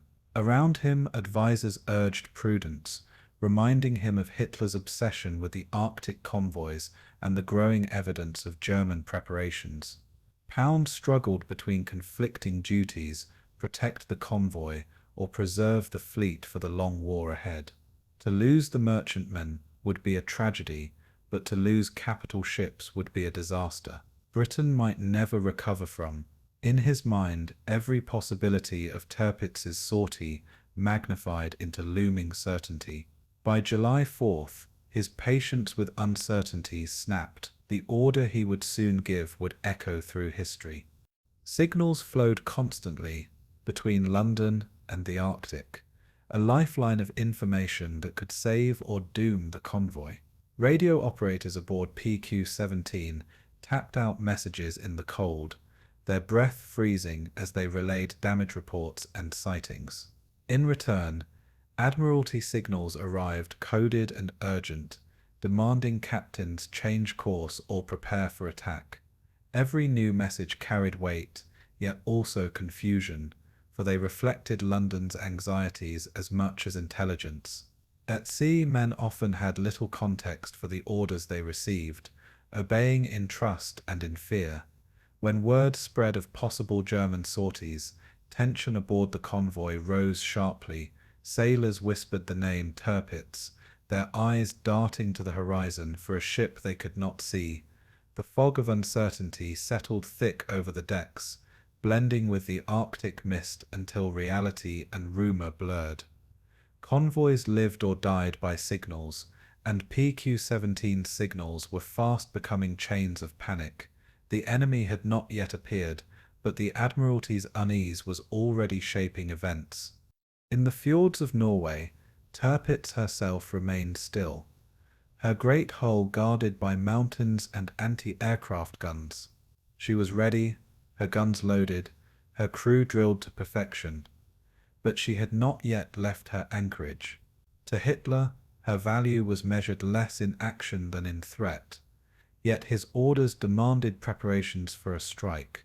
German admirals hesitated, wary of drawing the Royal Navy into a pitched battle they might not win. Yet reconnaissance flights over PQ-17 showed opportunity too tempting to ignore, and reports flowed back with growing urgency. British intelligence intercepted fragments of this chatter, but without clarity it painted shadows as facts. Every rumor of movement, every coded German signal, became magnified in London's war rooms. It was enough to make Tirpitz seem already at sea, her bow cutting northward into the Arctic swells. In truth, her engines had not yet turned, but her shadow was already dictating the convoy's fate. Such was the power of fear, wielded as effectively as any gun. On the decks of PQ-17, the tension created by these signals was palpable. Captains struggled to maintain formation, while glancing constantly at the messages passed down from Admiralty. Men wondered aloud why orders seemed to shift, why escorts adjusted positions in ways that hinted at growing alarm. Each change was explained as precaution, yet precaution soon began to feel like preparation for retreat. Gun crews scanned the skies, convinced bombers would soon return in greater strength. Helmsmen checked their courses twice, fearing a sudden command to scatter into the icy void.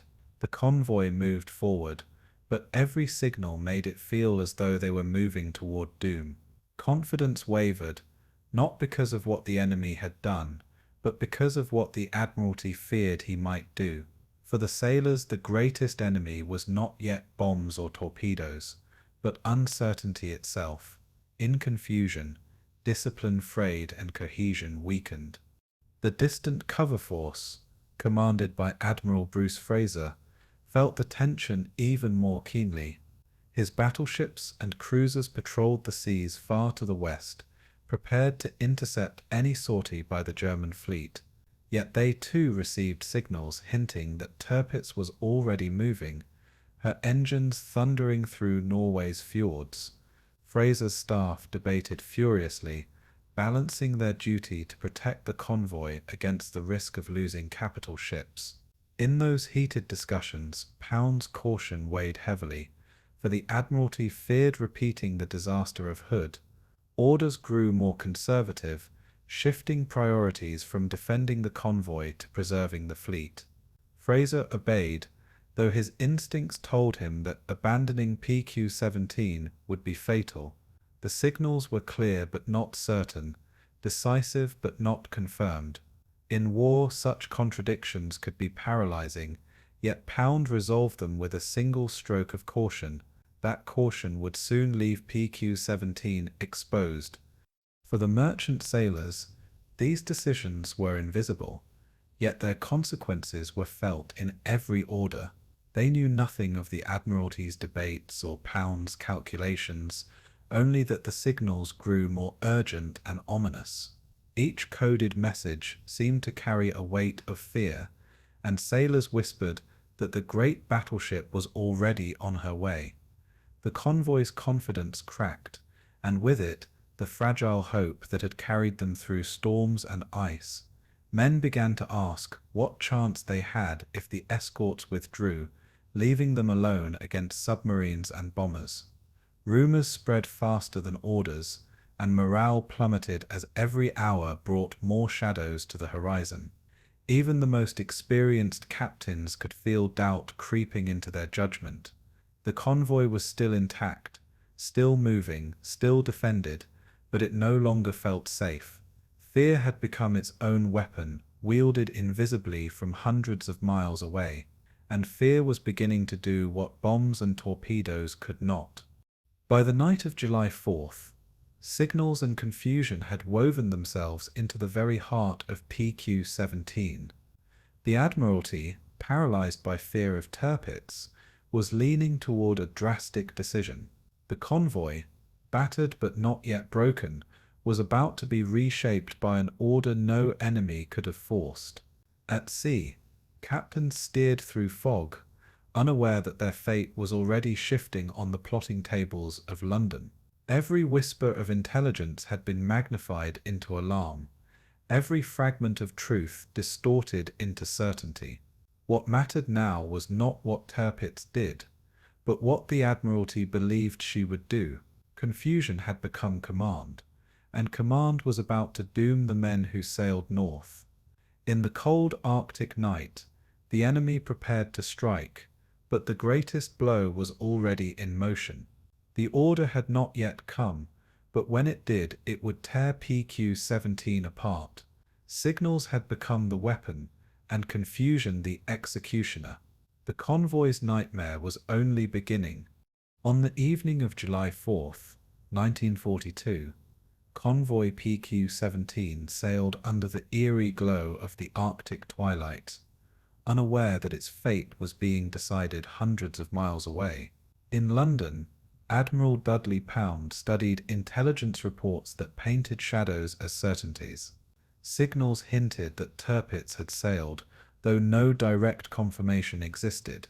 To Pound, the risk was too great, the memory of Hood and Bismarck still fresh in his mind. The possibility of losing battleships in an Arctic ambush was intolerable. After hours of hesitation, he dictated the order that would seal the convoy's destiny. Convoy is to scatter. Those 4 words travelled through the ether, coded and transmitted to the freezing ships at sea. What Pound believed would save the fleet would instead condemn the convoy. It was the most controversial signal of the war, a sentence of chaos delivered through static. When the order reached PQ-17, disbelief swept through the captains and escorts. Scatter, in the Arctic. It was unthinkable, for scattering meant abandoning discipline, formation, and the shield of naval guns. Escort commanders read the signal twice, then a third time, struggling to believe their eyes. But the message was unmistakable. The convoy was to break apart, and the close escorts were to withdraw westward. The merchantmen were ordered to sail individually for Russian ports, each ship alone in seas crawling with U-boats and bombers. The decision was extraordinary, for it meant stripping lifelines of their defenders at the very moment danger grew most acute. In wardrooms and bridges, anger mingled with confusion, but obedience held firm. Admiralty orders could not be disobeyed, even when they seemed suicidal. The convoy began to unravel under the weight of 4 fateful words. For the escorts, the order cut deep, striking at their sense of duty and honor. Destroyer captains who had fought tooth and nail against bombers and submarines now turned their bows westward. Men who had sworn to defend the merchantmen watched helplessly as their charges dispersed into the mist. Gunners who had stood side by side with civilian sailors now felt as though they were abandoning brothers. The decision was bitter, but naval discipline demanded obedience to the Admiralty above all else. Some commanders protested in silence, muttering disbelief as they steamed away from ships they knew would not survive. For the sailors left behind, the sight of escorts disappearing into fog was devastating. The shield was gone, the convoy undone, and isolation spread like a sickness across the fleet. It was as though the lifeblood of courage had been drained by a signal. What remained was fear and the certainty of slaughter. The merchantmen scattered in all directions, their columns dissolving into solitary trails of smoke across the grey horizon. Some captains turned east toward Archangelsk, others north into the ice, hoping to lose pursuers. Still others gambled on hugging the coastlines, praying to slip past danger under cover of fog. Yet in scattering, they became precisely what the enemy wanted: isolated prey, each ship a single target for submarines and aircraft. The unity that gave convoys strength was gone, replaced by desperation and chance. Captains issued orders with grim finality, knowing their ships were now alone in an ocean of hunters. Lifeboats were swung out, ready for use at a moment's notice. Crews braced themselves for attacks they knew would come sooner rather than later. The convoy was no longer a fleet. It was a collection of fugitives, and fugitives rarely survive in open seas. For the Luftwaffe, the scattering of PQ-17 was a gift beyond expectation. Pilots returning from patrols reported ships streaming in every direction, no longer shielded by the thunder of escorts' guns. Squadrons were dispatched at once, their bombers diving eagerly upon stragglers with impunity. Jo-88 picked off freighters one by one, setting decks aflame and sending survivors scrambling for lifeboats. Hinkle torpedo bombers swept low, their deadly cargoes striking tankers and sending geysers of fire skyward. The air over the Barents Sea turned into a hunting ground where prey had been neatly divided. Below, U-boats closed in, guided by precise positions radioed from the skies. Wolfpacks surfaced to attack, their commanders scarcely believing the fortune that had fallen into their laps. The scattering transformed the convoy into chaos, and chaos into slaughter. German commanders called it a miracle. For Allied sailors, it was a nightmare without end. On board the merchantmen, the order felt like betrayal written in fire. Sailors watched their escorts vanish and felt as though their fate had been signed away in London. Men cursed the Admiralty, cursed Churchill, cursed the unseen hand that had condemned them. Yet still they fought, manning guns against bombers, steering eastward toward a hope of survival.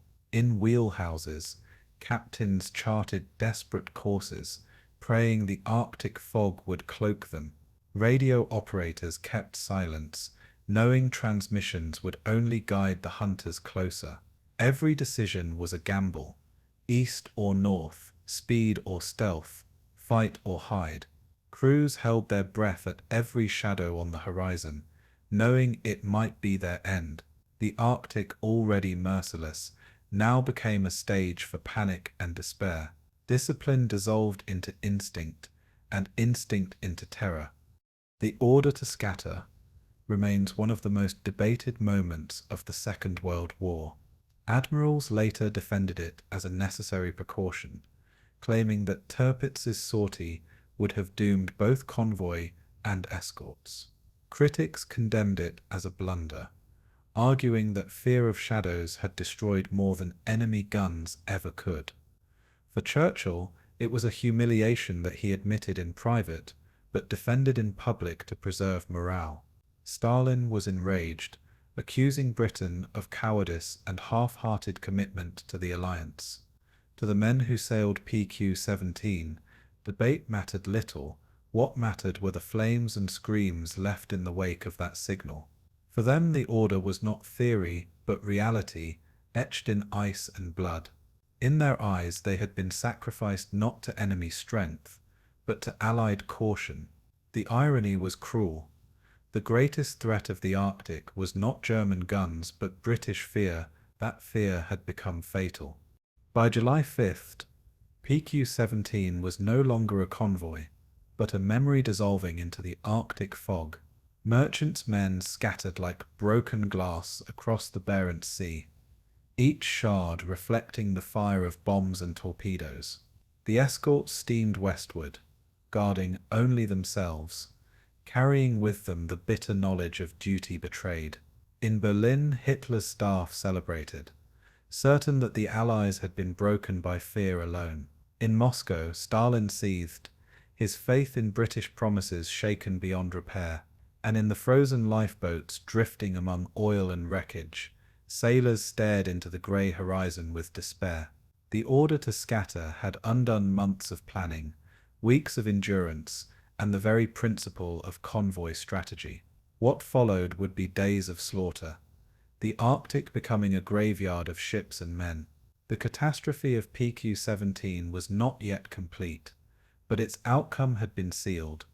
The signal had been sent, and with it, history had been written in ruin. When the order to scatter broke the backbone of PQ-17, what had once been a convoy became a fleet of fugitives. Ships that had drawn strength from formation now steamed alone into the grey void, each captain charting a desperate course for survival. The Arctic, already merciless, became a hunting ground filled with isolated prey. Columns dissolved into smoke trails on the horizon, no two ships sailing the same path. Some chose to turn north, steering into drifting pack ice in hopes of shaking pursuit. Others pushed east, racing for Archangelsk or Murmansk before the hunters closed in. But the sea offered no sanctuary, and the fog provided no shield. Each merchantman was alone now, its guns too few, its armor too thin, its crew too exposed. The discipline of unity had vanished, replaced by instinct and fear. What remained was not a convoy, but a fleet scattered like broken glass across the Barents Sea. For the merchant sailors, isolation was more terrifying than bombs or torpedoes. They had drawn strength from seeing escorts beside them, knowing destroyers would fight off submarines and cruisers would stand against raiders. Now, as the Arctic fog thickened, there was no protection, only silence stretching in every direction. Crews peered into the mist, their eyes stinging from wind and fear, expecting at any moment to glimpse a periscope or a bomber's shadow. Lifeboats hung ready on davits, ropes coiled and provisions packed, grim reminders of the fate they might soon face. Gunners stood by weapons iced stiff from spray, their breath freezing as they searched the skies. In mess halls, men whispered about whether they would make it, whether their ship would reach Russia, or whether they would freeze in lifeboats before rescue. The camaraderie of convoy life was gone, leaving only the loneliness of solitary survival.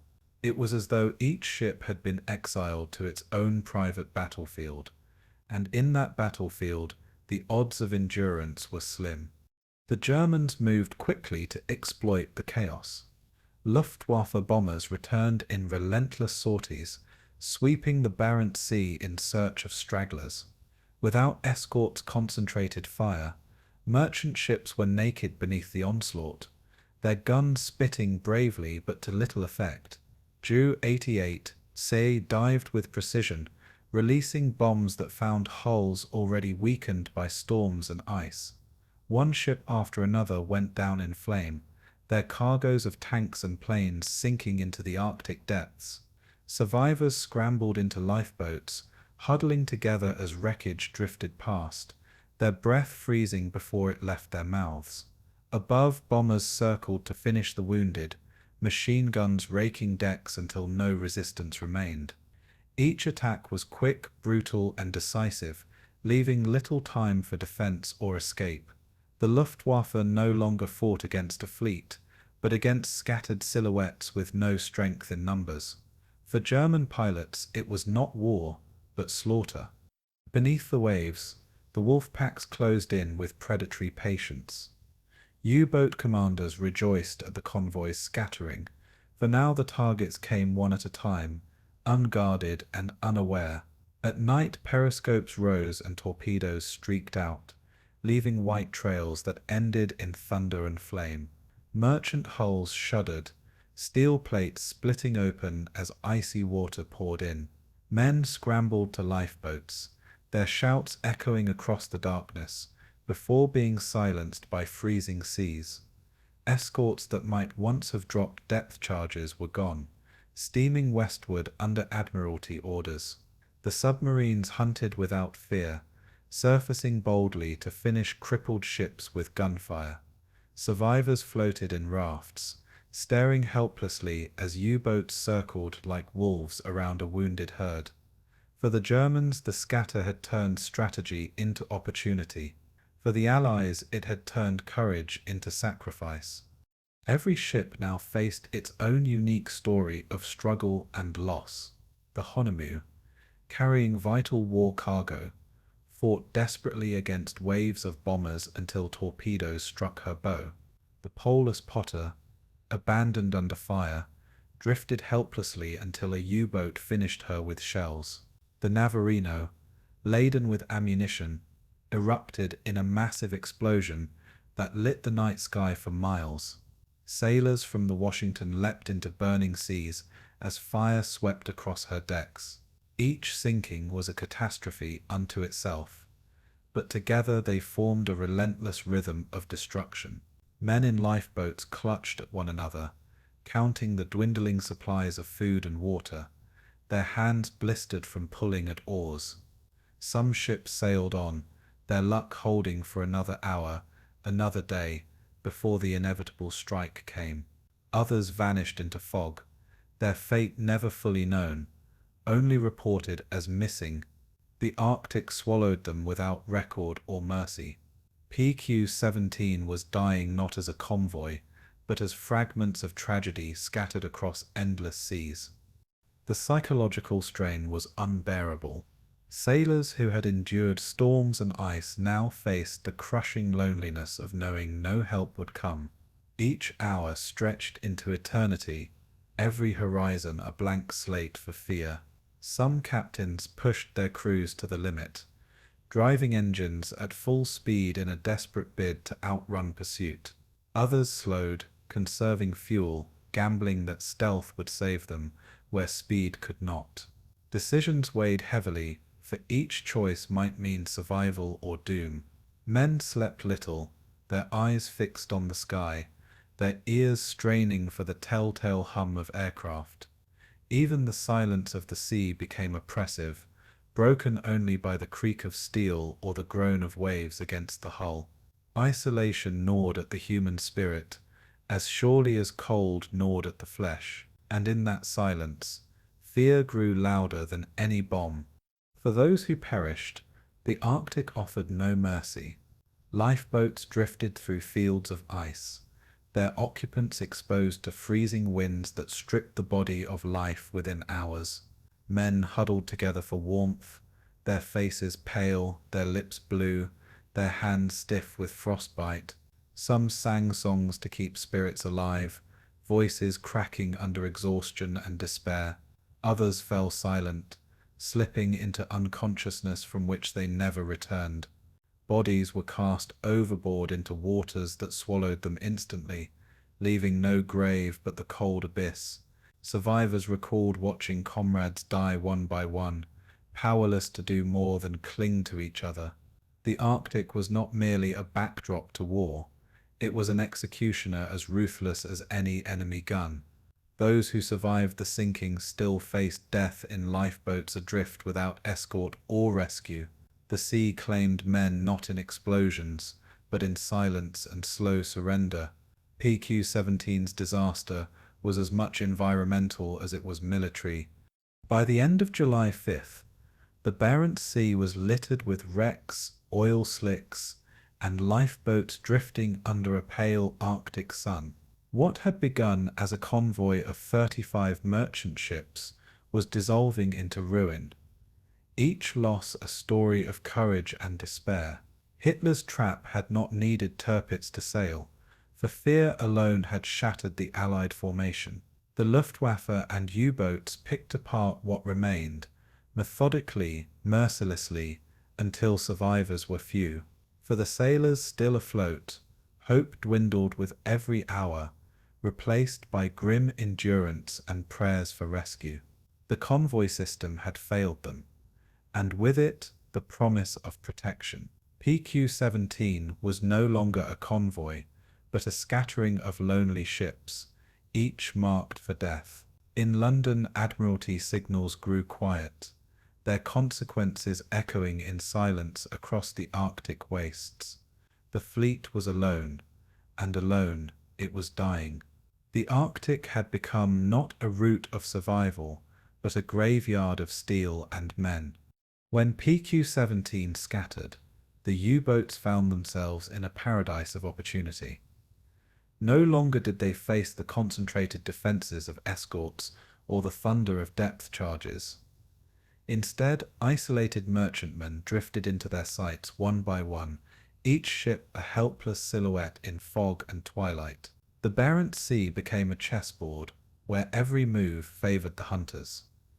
U-boat commanders marveled at their fortune, scarcely believing the Allies had dissolved their own protection. Torpedo tubes were primed, periscopes scanned the horizon, and engines hummed softly beneath the waves. Each vessel was stalked with patience, as predators closed in on prey. The Arctic, so vast and unforgiving, now offered no hiding place for ships stripped of unity. For the submariners, it was not a battle, but a slaughter waiting to unfold. The Wolfpacks had been unleashed, and the scattered convoy was theirs for the taking.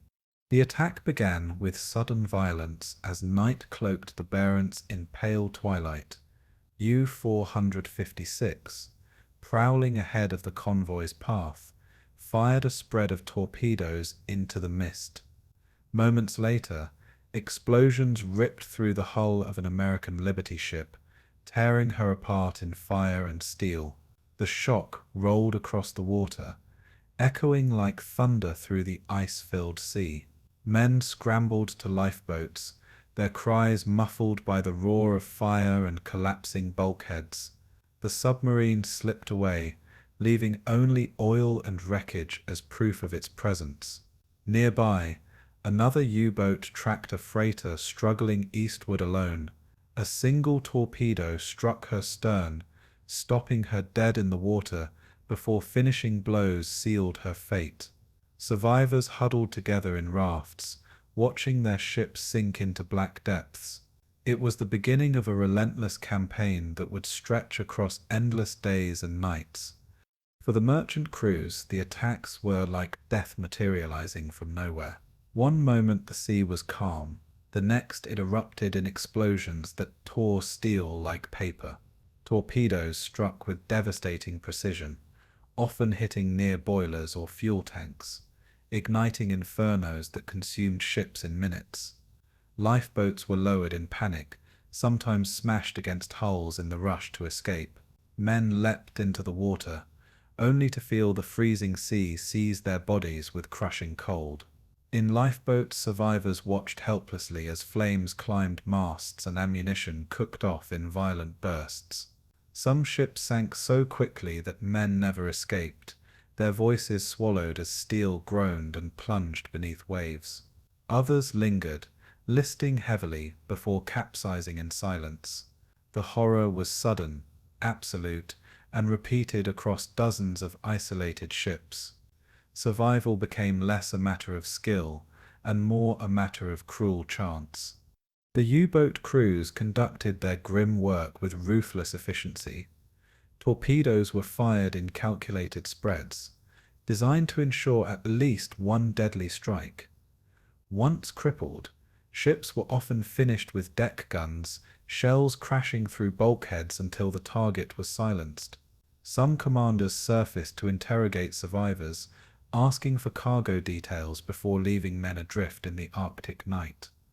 Others offered no quarter, circling lifeboats briefly before vanishing back beneath the waves.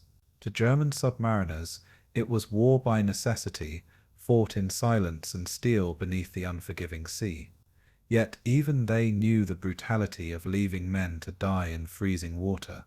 Survivors described the haunting image of periscopes circling rafts, unseen eyes judging life and death. The hunters felt little danger, for escorts were gone and Allied air cover was absent. In PQ-17, the U-boats faced not warships but victims, and they claimed them with pitiless regularity. The Arctic made every sinking more lethal. Water temperatures hovered near freezing, numbing limbs within minutes and stopping hearts in less than an hour. Men who survived torpedo strikes often did not survive the sea itself. Lifeboats iced over quickly, their oars stiff with frost, their occupants shivering uncontrollably. Provisions, hardtack, biscuits, and tins of water froze into useless blocks of ice. Survivors huddled together for warmth, their breath forming icy crusts on beards and eyebrows. Some sang songs or prayed, trying to keep spirits alive in endless twilight. Others fell silent, slipping into unconsciousness before their comrades realized they were gone. Death came slowly, invisibly, with the cold as its executioner. For the men of PQ-17, the U-boat's torpedo was only the beginning of their suffering. The sea itself delivered the final verdict. Not every attack was instant destruction. Some merchantmen, though crippled, fought back with stubborn defiance. Gunners fired at periscopes glimpsed through mist, their shells crashing harmlessly into empty sea. Captains ordered engines restarted, coaxing damaged ships onward toward Russia, even as water poured into their hulls. Crews fought fires with buckets, axes, and pumps, refusing to surrender to the inevitable. Some ships limped onward for hours, smoke trailing before a second torpedo ended their struggle. Others managed to survive multiple attacks, only to be finished days later by aircraft. Every mile gained toward the Soviet coast was won at a cost of blood and exhaustion. The courage of these crews could not change the odds, but it showed their unyielding will. Even in the face of overwhelming disaster, they refused to go down without a fight. In this defiance lay a grim dignity amid chaos. For the Allies, the loss of cohesion magnified every horror. Scattered ships meant no coordinated defense, no concentration of anti-submarine fire. Escorts that might have dropped depth charges steamed far away, out of sight and out of reach. Each sinking, echoed in isolation, felt only by those who watched their comrades vanish beneath waves. Communication grew sparse, for radios risked betraying positions to hunters already too close. Captains made decisions alone, without counsel, their judgment strained by exhaustion and fear. Some ships steamed boldly eastward, gambling speed against stealth. Others crept into ice fields seeking concealment. Both strategies often ended the same: a sudden explosion, a ship split apart, lifeboats scattered across frigid waters. Unity had been the convoy's strength. Its loss was now the convoy's undoing. The Wolfpacks thrived because their prey had been divided. By the end of July 6th, the Wolfpacks had sunk ship after ship, leaving the Barents Sea littered with oil wreckage and lifeboats. Of the 35 merchantmen that had departed Iceland, fewer than half still pressed eastward.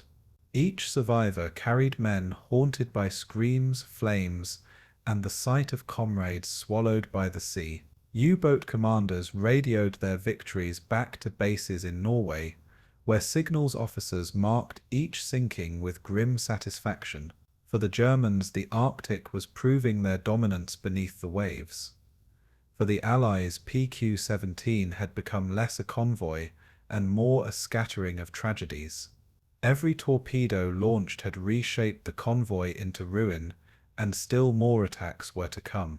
The hunters had seized control of the battlefield, while the hunted struggled merely to endure. The Arctic convoys had been designed for survival in numbers. Now, in scattering, PQ-17 was proving how swiftly numbers could be destroyed. As PQ-17 scattered across the Barents Sea, the Luftwaffe prepared to deliver the next blow from above.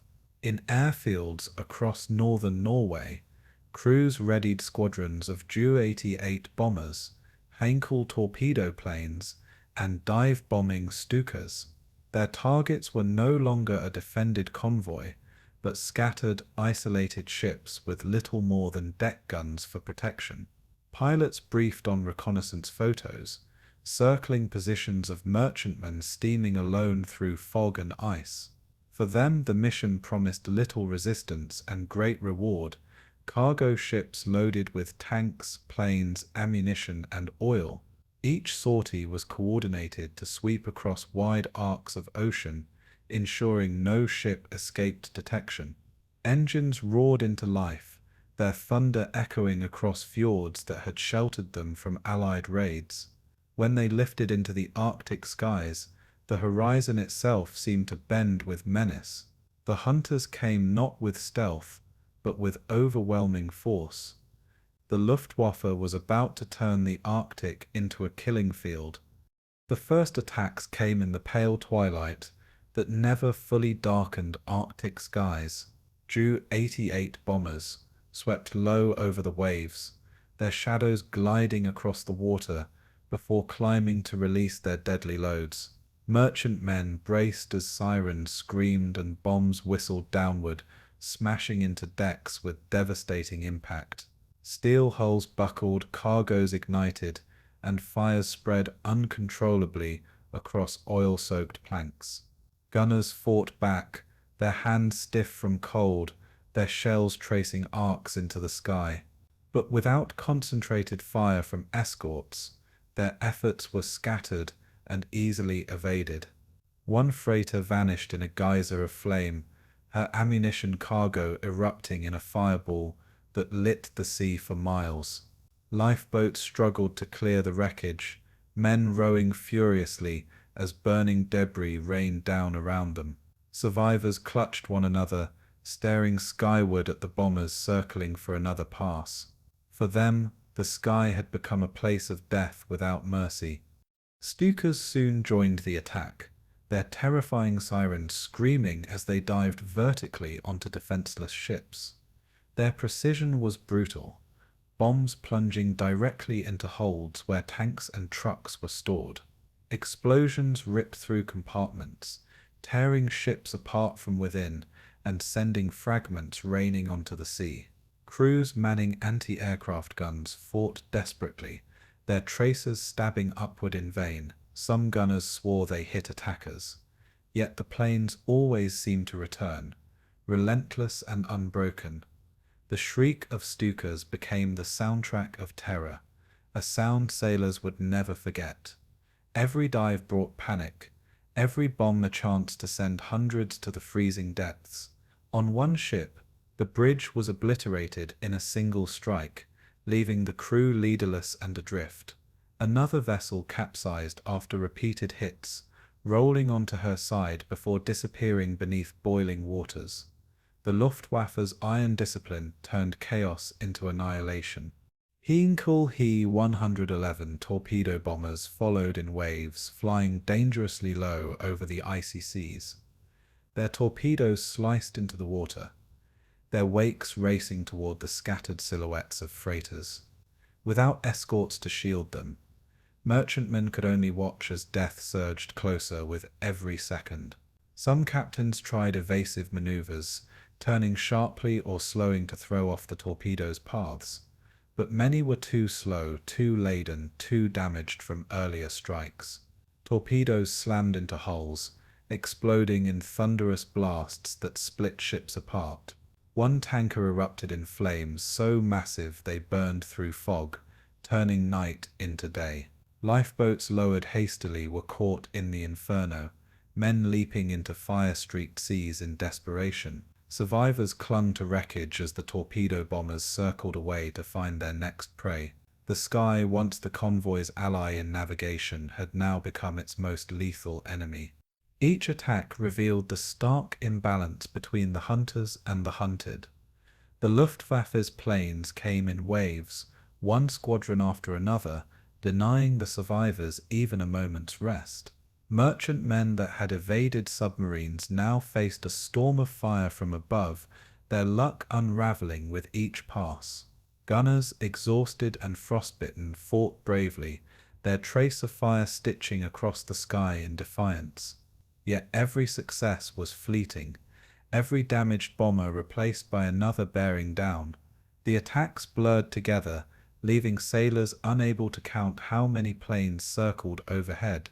All they knew was the endless sound of engines, the whine of bombs, and the shudder of explosions tearing through steel. Each ship struck was not just a loss of cargo but of lives and hope. The Luftwaffe was not merely attacking ships, it was dismantling the convoy's very will to endure. By nightfall, the Arctic felt less like ocean and more like battlefield. For survivors, lifeboats became floating coffins adrift under skies that never cleared. Men rowed furiously to escape burning wreckage, their arms stiff from cold, their lungs heaving in the icy air. Bombers often circled back to strafe lifeboats, machine gun fire stitching across waves and men alike. Survivors threw themselves flat, praying for mercy from skies that gave none. Oil slicks ignited around rafts, casting orange flames that lit faces pale with exhaustion. Every moment in the open felt like exposure to a predator's gaze, for the Luftwaffe owned the skies. Some men were plucked from the water by passing ships, only to be sunk again in the next raid. Others vanished into the waves, their lifeboats overturned by blast waves and shock. The Luftwaffe's domination made the Arctic not only unendurable, but unescapable. For the sailors of PQ-17, the horizon no longer promised land, only more attacks. The Luftwaffe's campaign was more than destruction. It was psychological warfare at its most devastating. Every engine hum overhead signaled another assault, even when no bombs fell. Crews slept in snatches, jolted awake by sirens, living in a cycle of fear and exhaustion. Captains found their judgment clouded, their decisions rushed under constant threat.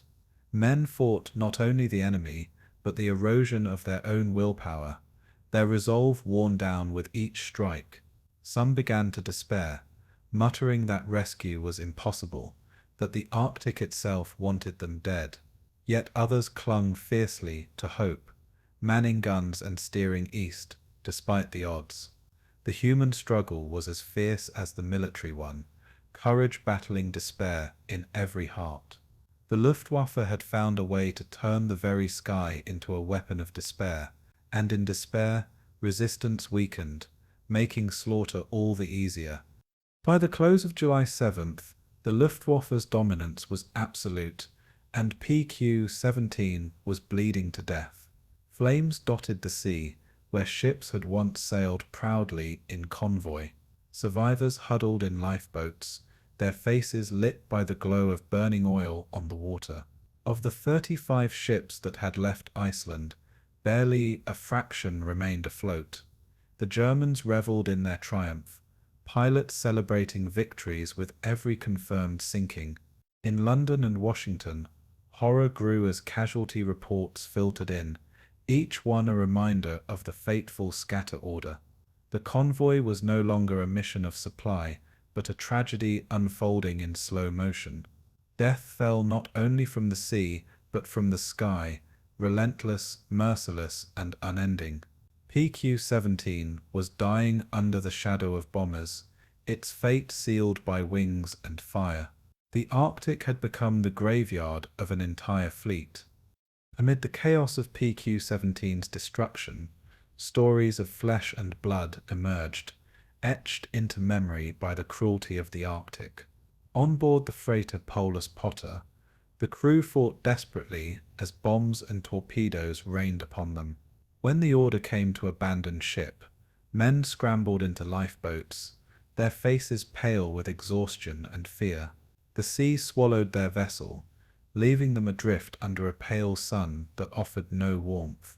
Days passed as they drifted among ice floes, their rations dwindling, their spirits fading. Some whispered prayers, others stared in silence, watching comrades slip into unconsciousness never to awaken. When a German U-boat surfaced nearby, they expected death, but instead the submarine circled, photographed them, and left them to the sea. The survivors rowed on, their hands bleeding from frozen oars, their minds dulled by hunger. For them survival was not triumph, but endurance. Each hour was a struggle against despair, as relentless as any enemy. The Washington, an American Liberty ship, carried tanks, ammunition, and trucks bound for Russia. When bombers struck, her deck erupted in fire, flames rising skyward as men ran for cover. Captain and crew fought the inferno with hoses and buckets, refusing to abandon their cargo. But when torpedoes struck her midsection, the decision was no longer theirs. The ship was doomed. Lifeboats were lowered into seas streaked with oil and burning debris. Men leapt into the freezing water, their bodies seared by fire one moment and frozen the next. Survivors recalled clinging to wreckage, watching the ship vanish beneath them as smoke blotted the horizon. Some were pulled into rafts, their skin blistered and blackened, their strength ebbing away. They rowed toward distant shadows that promised rescue but delivered only more emptiness. In their silence lay the unspoken knowledge that most would never see home again. Not all tales were of despair. Some spoke of courage under impossible odds. On the Samuel Chase, an armed freighter, gunners manned their weapons until the very last moment. Surrounded by bombers, they refused to leave their posts, firing round after round into the Arctic sky. Witnesses later swore they brought down at least 2 enemy aircraft before the ship was overwhelmed. Flames consumed the deck, but still the gunners fired, their silhouettes etched against walls of fire. When the ammunition finally ran dry, the survivors abandoned ship, but their defiance lived on in memory. Sailors spoke of these men with awe, recalling their bravery as proof that courage endured even when survival did not. Their sacrifice gave meaning to an otherwise senseless disaster. For in their final stand, they showed that PQ-17 was not only about loss, it was also about valor. In tragedy, they forged an immortal legacy. Among the convoys were not only sailors but civilians, stewards, cooks, and merchant volunteers. Many had never faced battle, yet found themselves thrust into the heart of naval war. On the Honolulu, a cook worked side by side with gunners, passing ammunition until flames consumed the deck. When the order came to abandon ship, he helped younger sailors into lifeboats before leaping into the sea himself. He was last seen pushing a raft toward safety, his hands raw from frozen ropes. Stories like his remind us that the battle was not fought only by professionals, but by ordinary men in extraordinary circumstances. Their courage was often quiet, unnoticed, but no less profound. They showed that survival was not only about strength, but about sacrifice. And in their sacrifice, the convoy's humanity shone brightest in its darkest hour. For many, the lifeboat was the true battlefield of PQ-17. Survivors huddled in open boats as storms battered them, ice forming on clothing and skin, provisions froze into solid blocks, making even food and water a cruel joke. Men rowed until their hands blistered, their breath shallow, their bodies trembling from hypothermia. Some went mad, convinced they saw land on the horizon when only fog lay ahead. Others gave up, lying still in the bottom of rafts until cold claimed them silently. Death in lifeboats was not quick but drawn out, a slow battle of willpower against nature's indifference. Sailors clung to each other for warmth, sharing stories of home to keep spirits alive. In the Arctic, survival was a test of endurance more than luck. Those who lived carried scars not only on their bodies but in their souls. There were moments of mercy, though rare and fleeting. Some survivors were plucked from lifeboats by Soviet patrol vessels braving the same treacherous waters. Others reached Russia, after days adrift, welcomed by villagers who offered bread and warmth. For these men, salvation felt like a dream, the nightmare of PQ-17 still fresh in their minds. They arrived emaciated, frostbitten, but alive, bearing stories of horror that would echo through generations. Yet even rescue could not erase the memory of comrades lost along the way.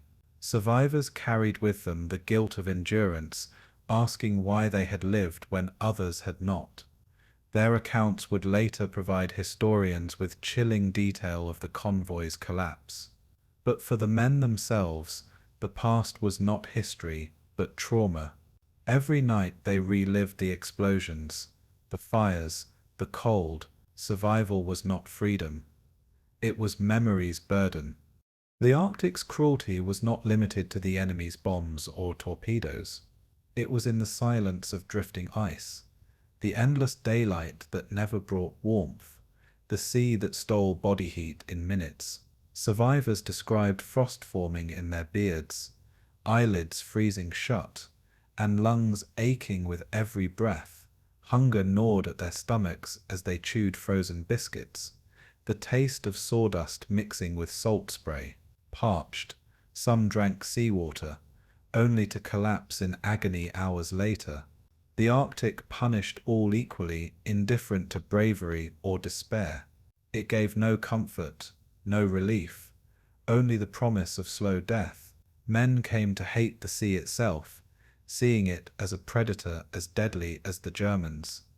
In their eyes, PQ-17 was not only lost to bombs but to nature itself. The Arctic was both battlefield and executioner. By the end of PQ-17's ordeal, tales of survival and loss were carried home across oceans. Out of 35 ships, only 11 reached their destination, the rest consumed by fire, steel, and sea. For every man who lived, there were dozens who did not, their stories vanishing beneath waves. Yet some tales endured, of gunners who fought to the last, cooks who saved comrades, and sailors who rode through ice for days. These stories gave meaning to tragedy, reminding the world that courage outlived destruction. PQ-17 was remembered not only as disaster, but as testament to human endurance. In lifeboats and burning decks, ordinary men became extraordinary. Their voices, written in diaries or carried in memory, ensured the convoy would never be forgotten. The loss was immense, but the humanity within it immeasurable. PQ-17's legacy was not just ships sunk, it was stories that refused to die. As PQ-17 dissolved into ruin, the ship most feared by the Admiralty remained silent in her Norwegian fjord. The Tirpitz, Hitler's prized battleship, never once turned her bow northward into the Arctic. For days she lay at anchor, her crew alert, her engines primed, her massive guns aimed only at the mountains surrounding her. In the minds of Allied commanders, she was already at sea, her shadow stretching across hundreds of miles. Yet in reality, she never left her lair, bound by caution and hesitation. German admirals debated, calculating risks and weighing potential losses against uncertain gains. The order to attack was considered but never given, for Hitler feared losing his jewel more than he craved its glory. Thus, the most formidable warship in Europe achieved victory without firing a shot. Fear alone had done what steel and gunpowder could not, and it was this irony that made PQ-17 one of the war's greatest tragedies. The Tirpitz was not merely a ship, it was a weapon of psychology. At nearly 42,000 tons, with 8 15-inch guns and armor that rivaled any vessel afloat, she was a leviathan of the sea. Her presence in Norway forced the Allies to divert massive resources just to contain her. Every convoy, every escort, every fleet movement factored in the possibility of her sortie. British intelligence feared a repeat of the Bismarck episode, where one German battleship nearly severed Britain's Atlantic lifeline. Memories of HMS Hood's destruction haunted every Admiralty calculation. Thus, even rumors of her movement carried the weight of catastrophe. When intercepted signals suggested she might be preparing to sail, Admiral Pound reacted with dread. He saw not possibility, but inevitability, and in that inevitability, he found reason to scatter PQ-17. The Tirpitz did not need to fire to win. Her shadow alone commanded the battlefield. In the fjords of Alten and Korfjord, German sailors trained, drilled, and waited. U-boats and reconnaissance aircraft provided updates on the convoy, feeding the impression that an opportunity lay within grasp. But the Kriegsmarine's admirals hesitated, wary of Britain's covering force of battleships and carriers. The risk of losing Tirpitz was judged too high, for she was not only a ship but a symbol of Hitler's prestige.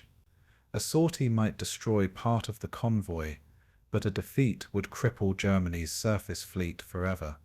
Hitler himself vacillated, issuing orders that shifted between boldness and restraint. The result was paralysis, a fleet poised for action but bound by fear of its own loss. As Allied ships died alone in the Arctic, the battleship that terrified them remained idle. In the stillness of Norwegian fjords, her giant guns remained silent. The greatest predator of the North had chosen not to hunt. This reality deepened the tragedy of PQ-17, for its destruction was born of shadows rather than steel. The Admiralty had feared what might happen, not what was happening. Intelligence fragments had been stitched together into a picture of imminent danger, yet the canvas itself was false. British commanders had acted as though Tirpitz was already among them, her salvos tearing through convoys, but no such salvos ever came.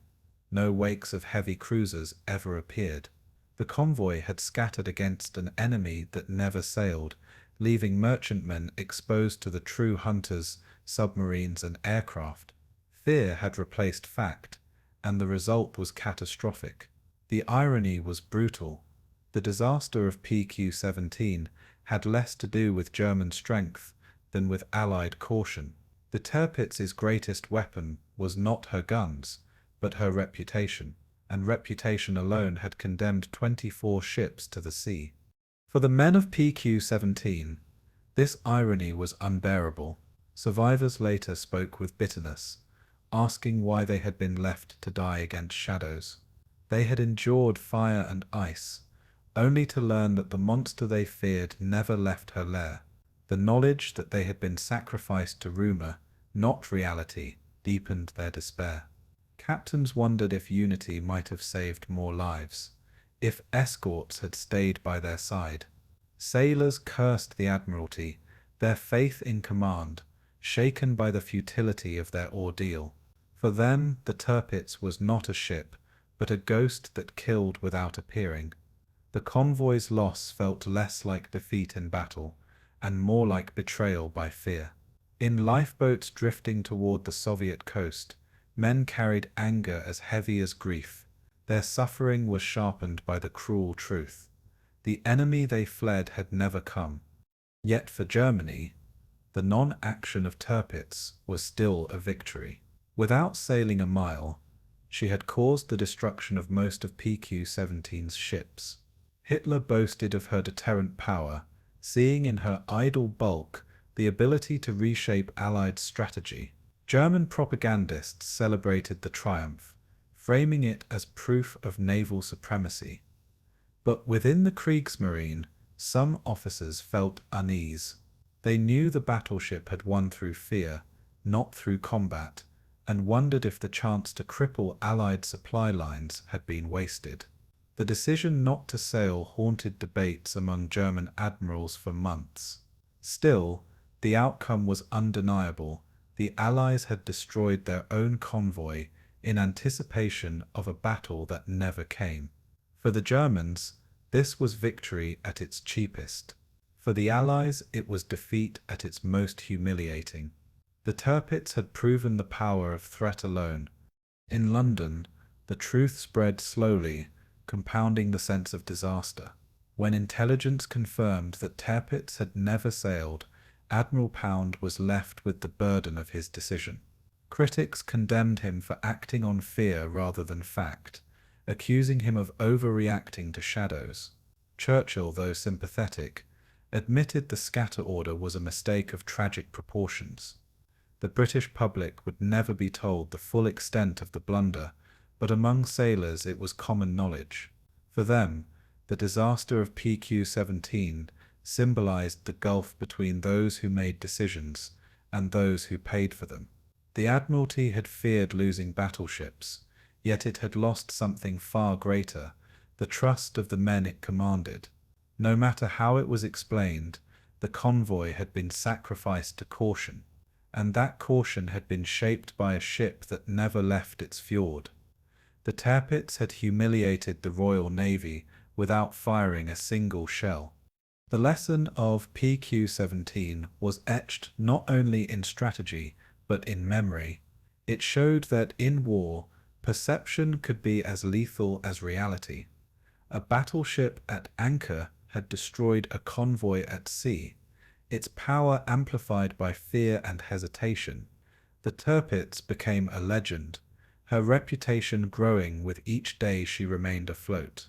To sailors, she was less a ship than a shadow, looming over every Arctic convoy that followed, and to historians, she became proof that the mind could be as decisive a battlefield as the sea. PQ-17 was a disaster not of combat, but of command. The convoy had not been defeated by guns, but by ghosts, and in that truth lay the bitter irony of the Arctic's greatest tragedy. The Tirpitz never sailed, yet she claimed victory all the same. By the second week of July 1942, the Barents Sea had become a graveyard of ships and men. Of the 35 merchantmen that had set sail as convoy PQ-1724, now lay broken beneath the waves.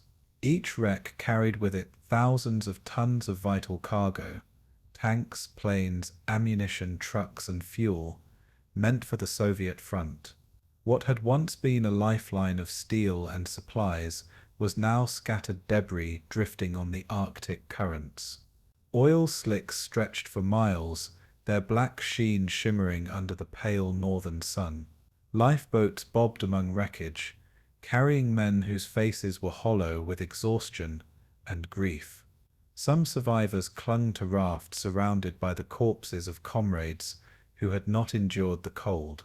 Each sinking was not only a loss of material, but of human life, measured in hundreds of sailors consigned to icy graves. The Arctic had claimed them without ceremony, swallowing their final cries into the silence of endless seas. And in that silence, the scale of the disaster became undeniable. The cargoes lost were staggering, and each ton carried strategic consequence. Tanks that might have reinforced Soviet divisions at Stalingrad now lay at the bottom of the ocean. Fighter aircraft that could have defended Moscow burned in the wrecks of shattered freighters. Ammunition, fuel, and trucks, lifeblood for an army locked in total war, vanished into cold waters. The Soviet Union, fighting with its back to the wall, would not receive what had been promised.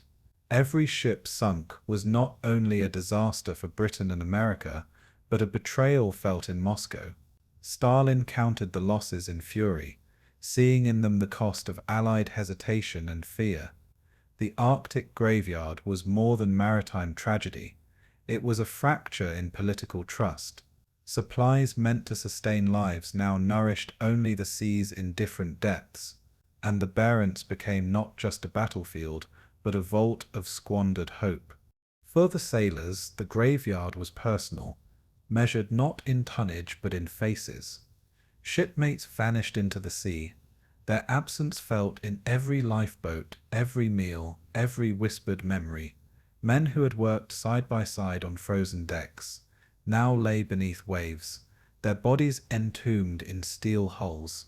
Survivors clung to each other, haunted by the screams of friends burned alive or dragged under. The Arctic offered no comfort, no graves to mark, only endless water to conceal the dead. Some survivors would later say the silence was worse than the attacks, for silence carried memory without end. Each wreck was not just a ship but a coffin, carrying with it the laughter and voices of those lost. The graveyard was alive with ghosts, unseen but felt in every drifting shadow. To sail those waters was to sail among the fallen, and to survive was to carry their weight forever. The landscape of destruction was visible even from the skies. Reconnaissance flights reported trails of burning wrecks stretching across hundreds of miles. Columns of smoke rose into the pale Arctic air, marking the spots where ships had fought their last battles. Flames still licked at oil slicks, spreading destruction long after the bombers had gone. Lifeboats appeared as tiny dots in a sea of blackened debris, their oars moving slowly against endless waves. From above, the scale of ruin was undeniable. A convoy erased, its pieces scattered across the ocean like bones on a battlefield. German pilots marveled at the sight, certain they had achieved one of the war's great victories. Allied airmen who later flew the route saw only devastation, their hearts heavy with rage and helplessness. The graveyard of PQ-17 was not hidden. It was written across the sea in smoke and flame. It was the Arctic's testament to destruction. The toll on morale was as crushing as the physical loss. Survivors who staggered ashore in Soviet ports carried not triumph, but trauma. Their bodies were frostbitten, their faces hollow, their eyes haunted by what they had endured. Many had watched comrades die slowly in lifeboats, succumbing to cold, hunger, and despair. Others had clung to wreckage as oil burned around them, the flames a cruel parody of warmth. Rescued men spoke little, their voices choked with grief, their memories too raw to share. Among crews, whispers of betrayal spread. Why had the convoy been abandoned? Why had escorts left them to die? The graveyard was not only in the sea, but in the hearts of those who had endured it. Trust in leadership had been shaken, and faith in survival had been scarred. PQ-17 had become more than a disaster. It had become a wound. In the Admiralty's war rooms, the toll was counted with grim finality. Charts once marked with merchant columns were now filled with red crosses, each one a ship lost. Reports detailed cargoes sunk, tonnages destroyed, and men unaccounted for, the numbers climbing relentlessly. Pound and his staff faced the bitter reality that fear had undone the convoy more than firepower. They had preserved their battleships, but at the cost of merchants, cargo, and trust. The graveyard in the Arctic stood as a monument to caution turned catastrophic. Officers debated the lessons, yet none could erase the magnitude of what had been lost. Every ton of steel and every sailor's life was proof of the decision's failure. The Arctic had delivered its verdict, and it was damning. PQ-17 was not a battle. It was a massacre written into naval history. For the Germans, the graveyard was a triumph, yet also a reminder of restraint. The Tirpitz had never sailed, yet her shadow haunted the convoy into destruction. U-boats and aircraft reaped the rewards, sinking ship after ship with ruthless efficiency. German propaganda hailed the victory as proof of the Reich's mastery of the seas. Yet within the Kriegsmarine, some officers recognized the irony. They had won not through action, but through fear. Still, the graveyard testified to effectiveness, to the terror one battleship could inspire without leaving port.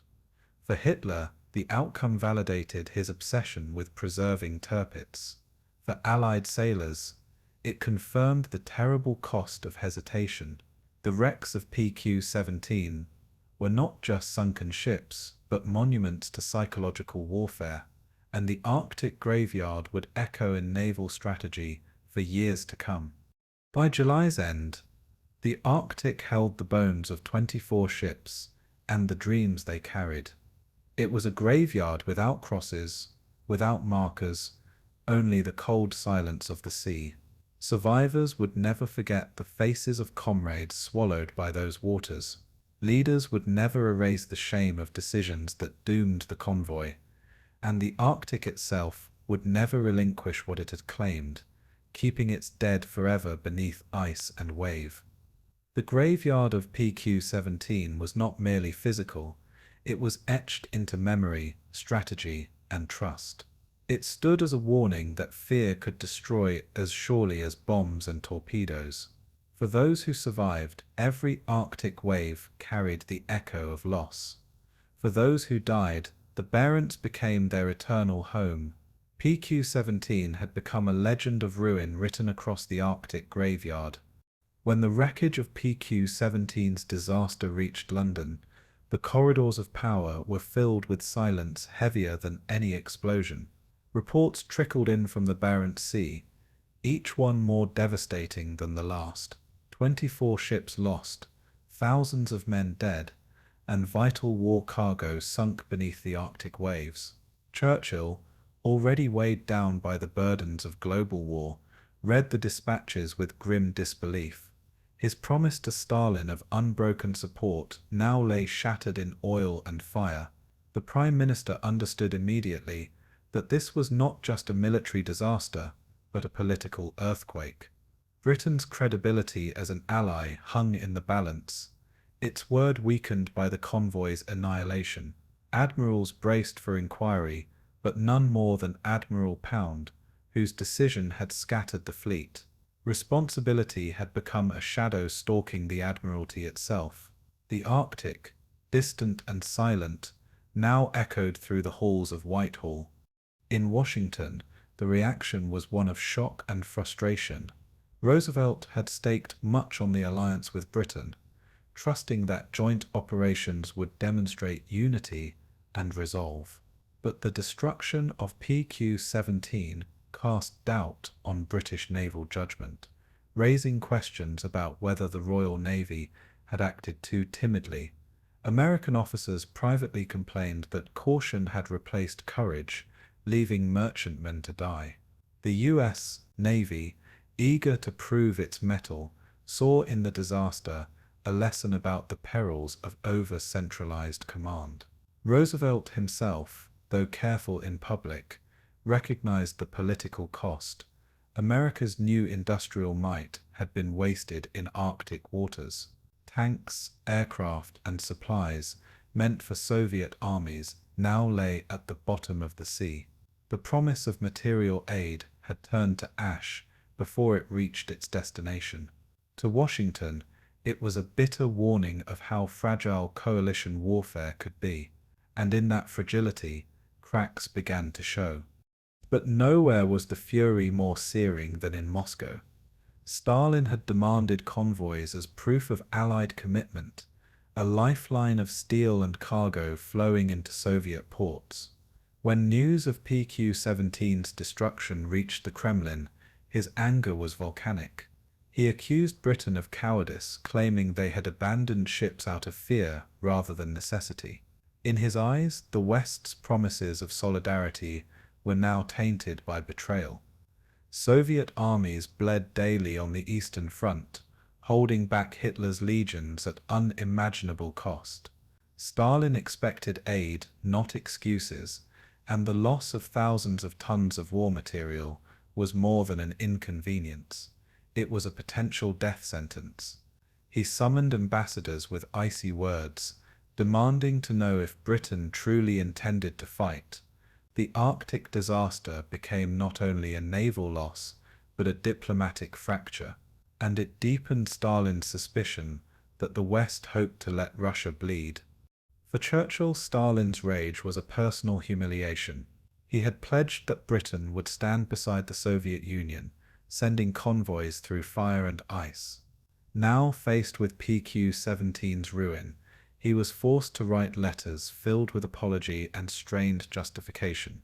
He explained that the Admiralty had acted to preserve battleships, that the loss of the fleet would have been catastrophic, but Stalin saw only weakness, excuses wrapped in naval jargon. In private, Churchill admitted the disaster haunted him, calling it one of the darkest moments of his premiership. His speeches to Parliament were crafted carefully, emphasizing bravery of the crews while minimizing command blunders. Yet in his heart he knew the truth. A decision made in fear had destroyed the convoy. Britain's word had been tested in Arctic waters and found wanting. In Moscow that truth was not forgotten, and in London it would never be forgiven. The fallout reached deep into the Admiralty itself. Admiral Pound, once respected for his cautious wisdom, became the focus of scrutiny and blame. Critics whispered that his health was failing, that fatigue clouded his judgment at the crucial hour. His scatter order was dissected, condemned by some as an overreaction, and defended by others as necessity. But within the Navy, the damage was irreparable. Trust in Admiralty command had been shaken. Sailors whispered of betrayal, officers grumbled of timidity, and the aura of infallibility surrounding the First Sea Lord crumbled. Pound would not recover from the shadow of PQ-17, and his reputation sank alongside the convoy. The disaster revealed how a single decision, made far from the battlefield, could unravel months of courage and endurance. It was not the enemy's guns, but the Admiralty's fear that had doomed the convoy, and in that realization lay the bitterest truth of all. The political consequences extended beyond leaders and admirals, shaping strategy itself. For months, Arctic convoys were suspended, deemed too dangerous to continue. The lifeline to Russia faltered, widening the gulf of suspicion between Stalin and the West. Soviet soldiers still fought with dwindling supplies, their need more desperate than ever. Each delay, each cancelled convoy, widened the rift and deepened Stalin's mistrust. For Allied strategy, it was a nightmare. The very operation designed to cement unity had instead sown division. Washington pressed London to resume the lifeline quickly, fearing the alliance might fracture. Britain, chastened by loss, hesitated, unwilling to risk another PQ-17. The Arctic route, once a symbol of determination, became a symbol of fear, and in that hesitation, Germany had achieved a political victory greater than the tonnage it sank. Yet the shockwaves rippled even further into the public imagination. News of the disaster reached Britain in fragments, censored but impossible to hide. Families of sailors received grim telegrams. Communities mourned men who had vanished into Arctic seas.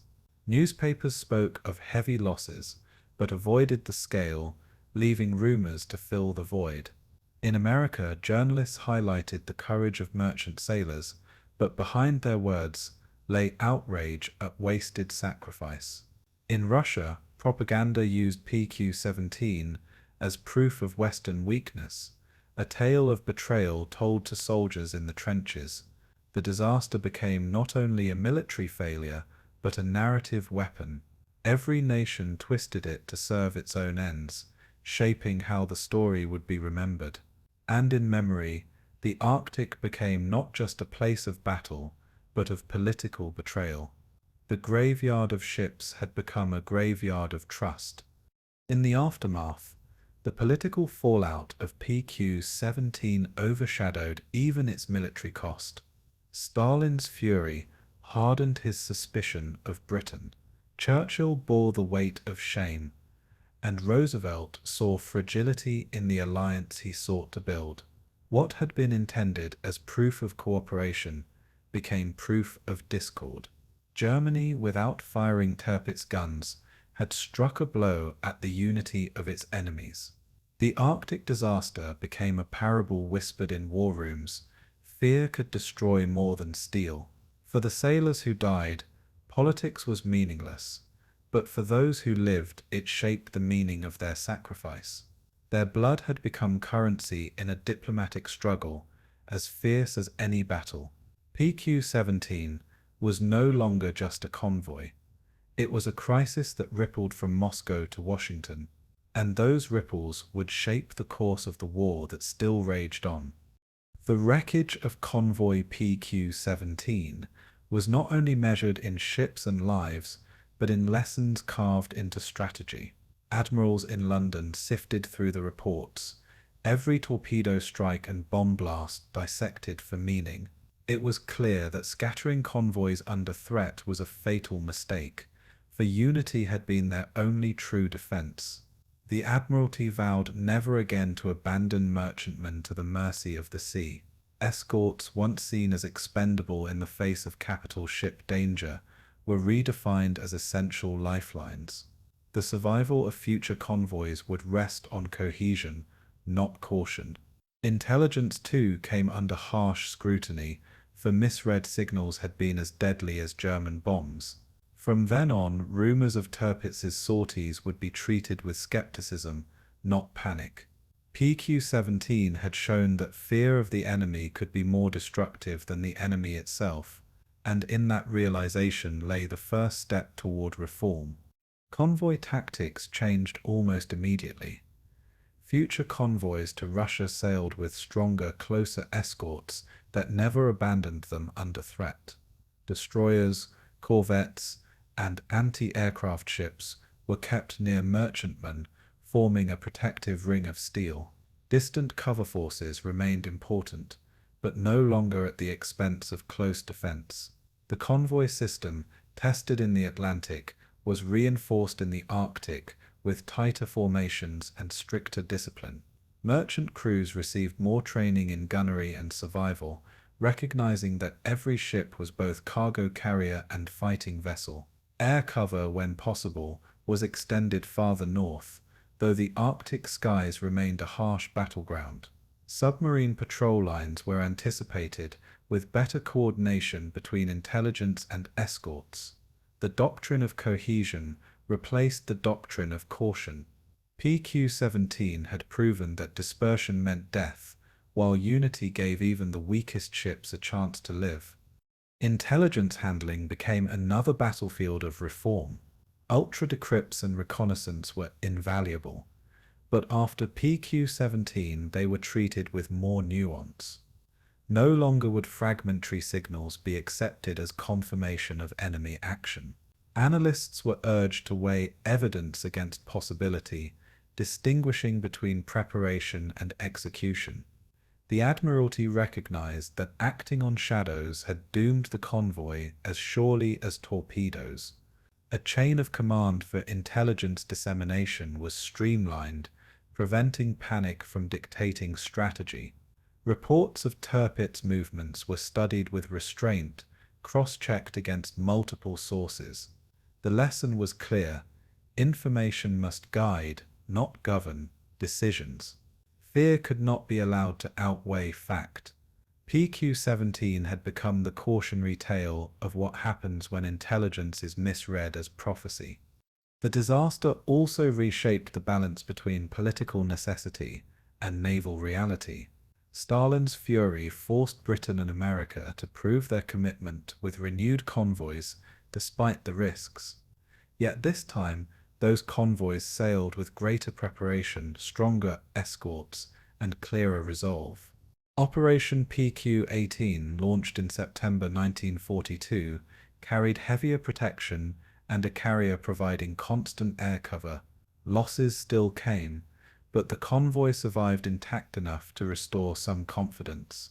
The Allies learned that promises could not be fulfilled through half measures. They required blood and steel in equal measure. Every convoy that followed carried not just cargo but the credibility of the alliance. In that sense, PQ-17 had shown how politics and strategy were inseparable, bound by the lifeline to Russia. The price of failure was not only material but diplomatic, and the Allies could not afford to pay it twice.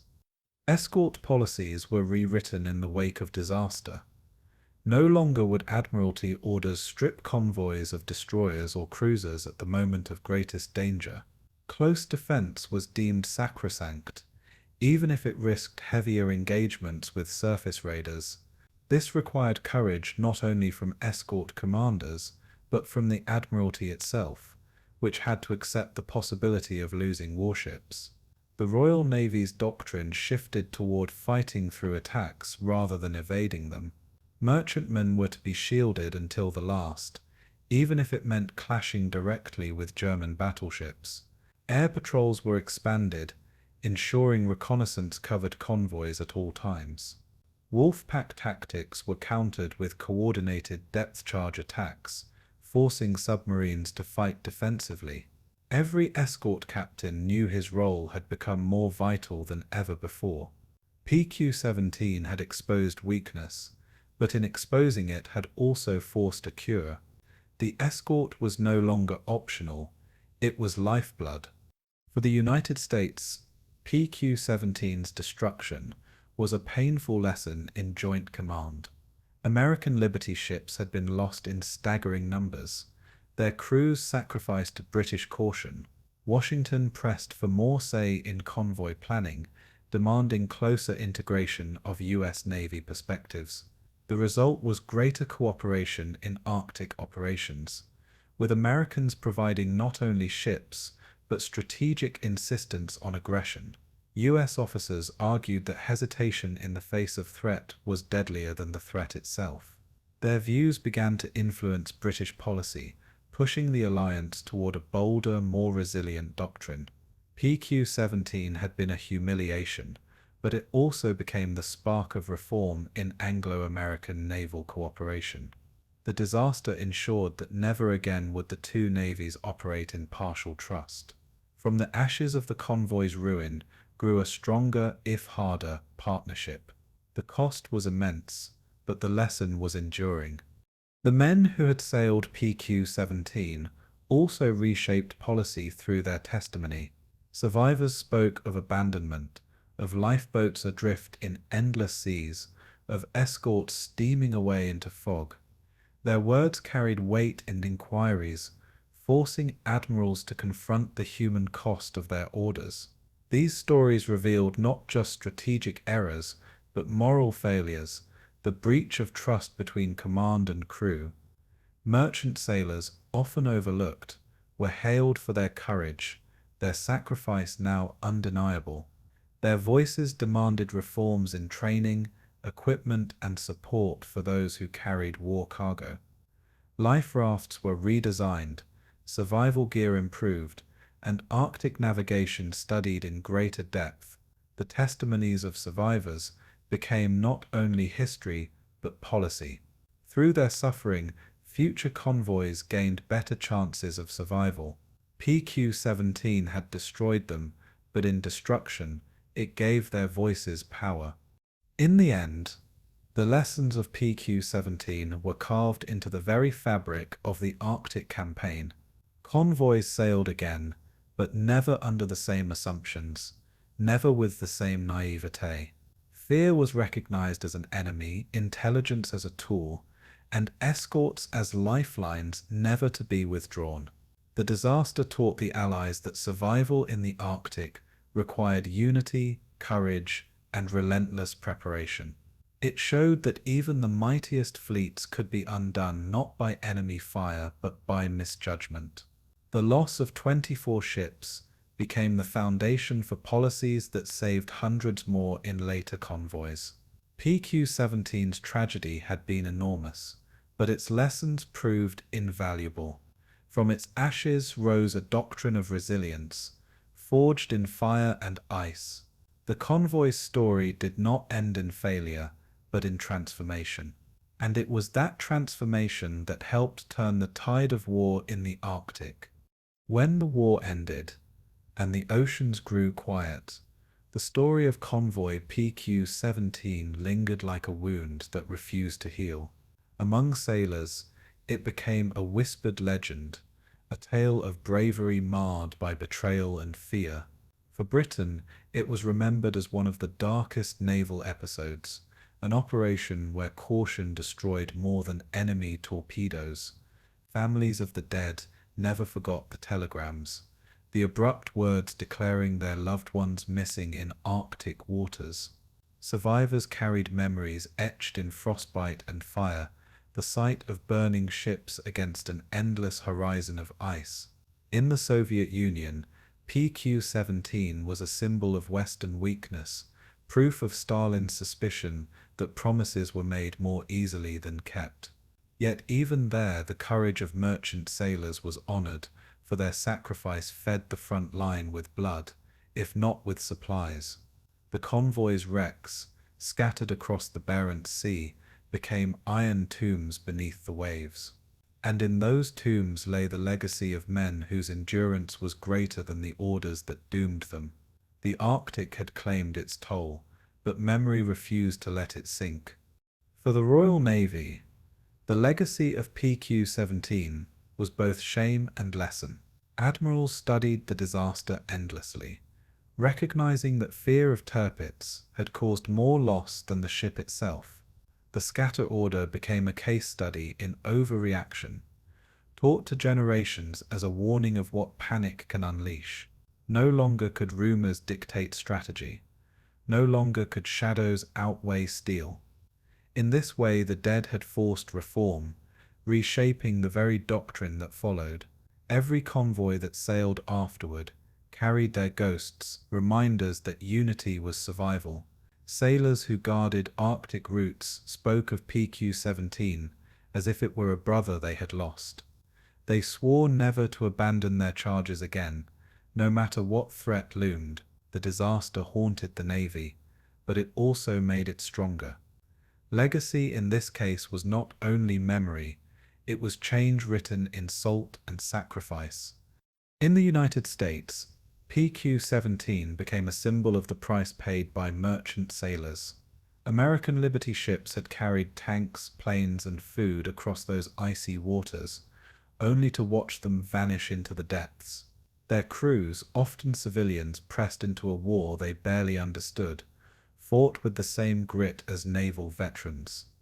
The loss was bitter, but it elevated the status of merchant mariners, giving voice to men long ignored.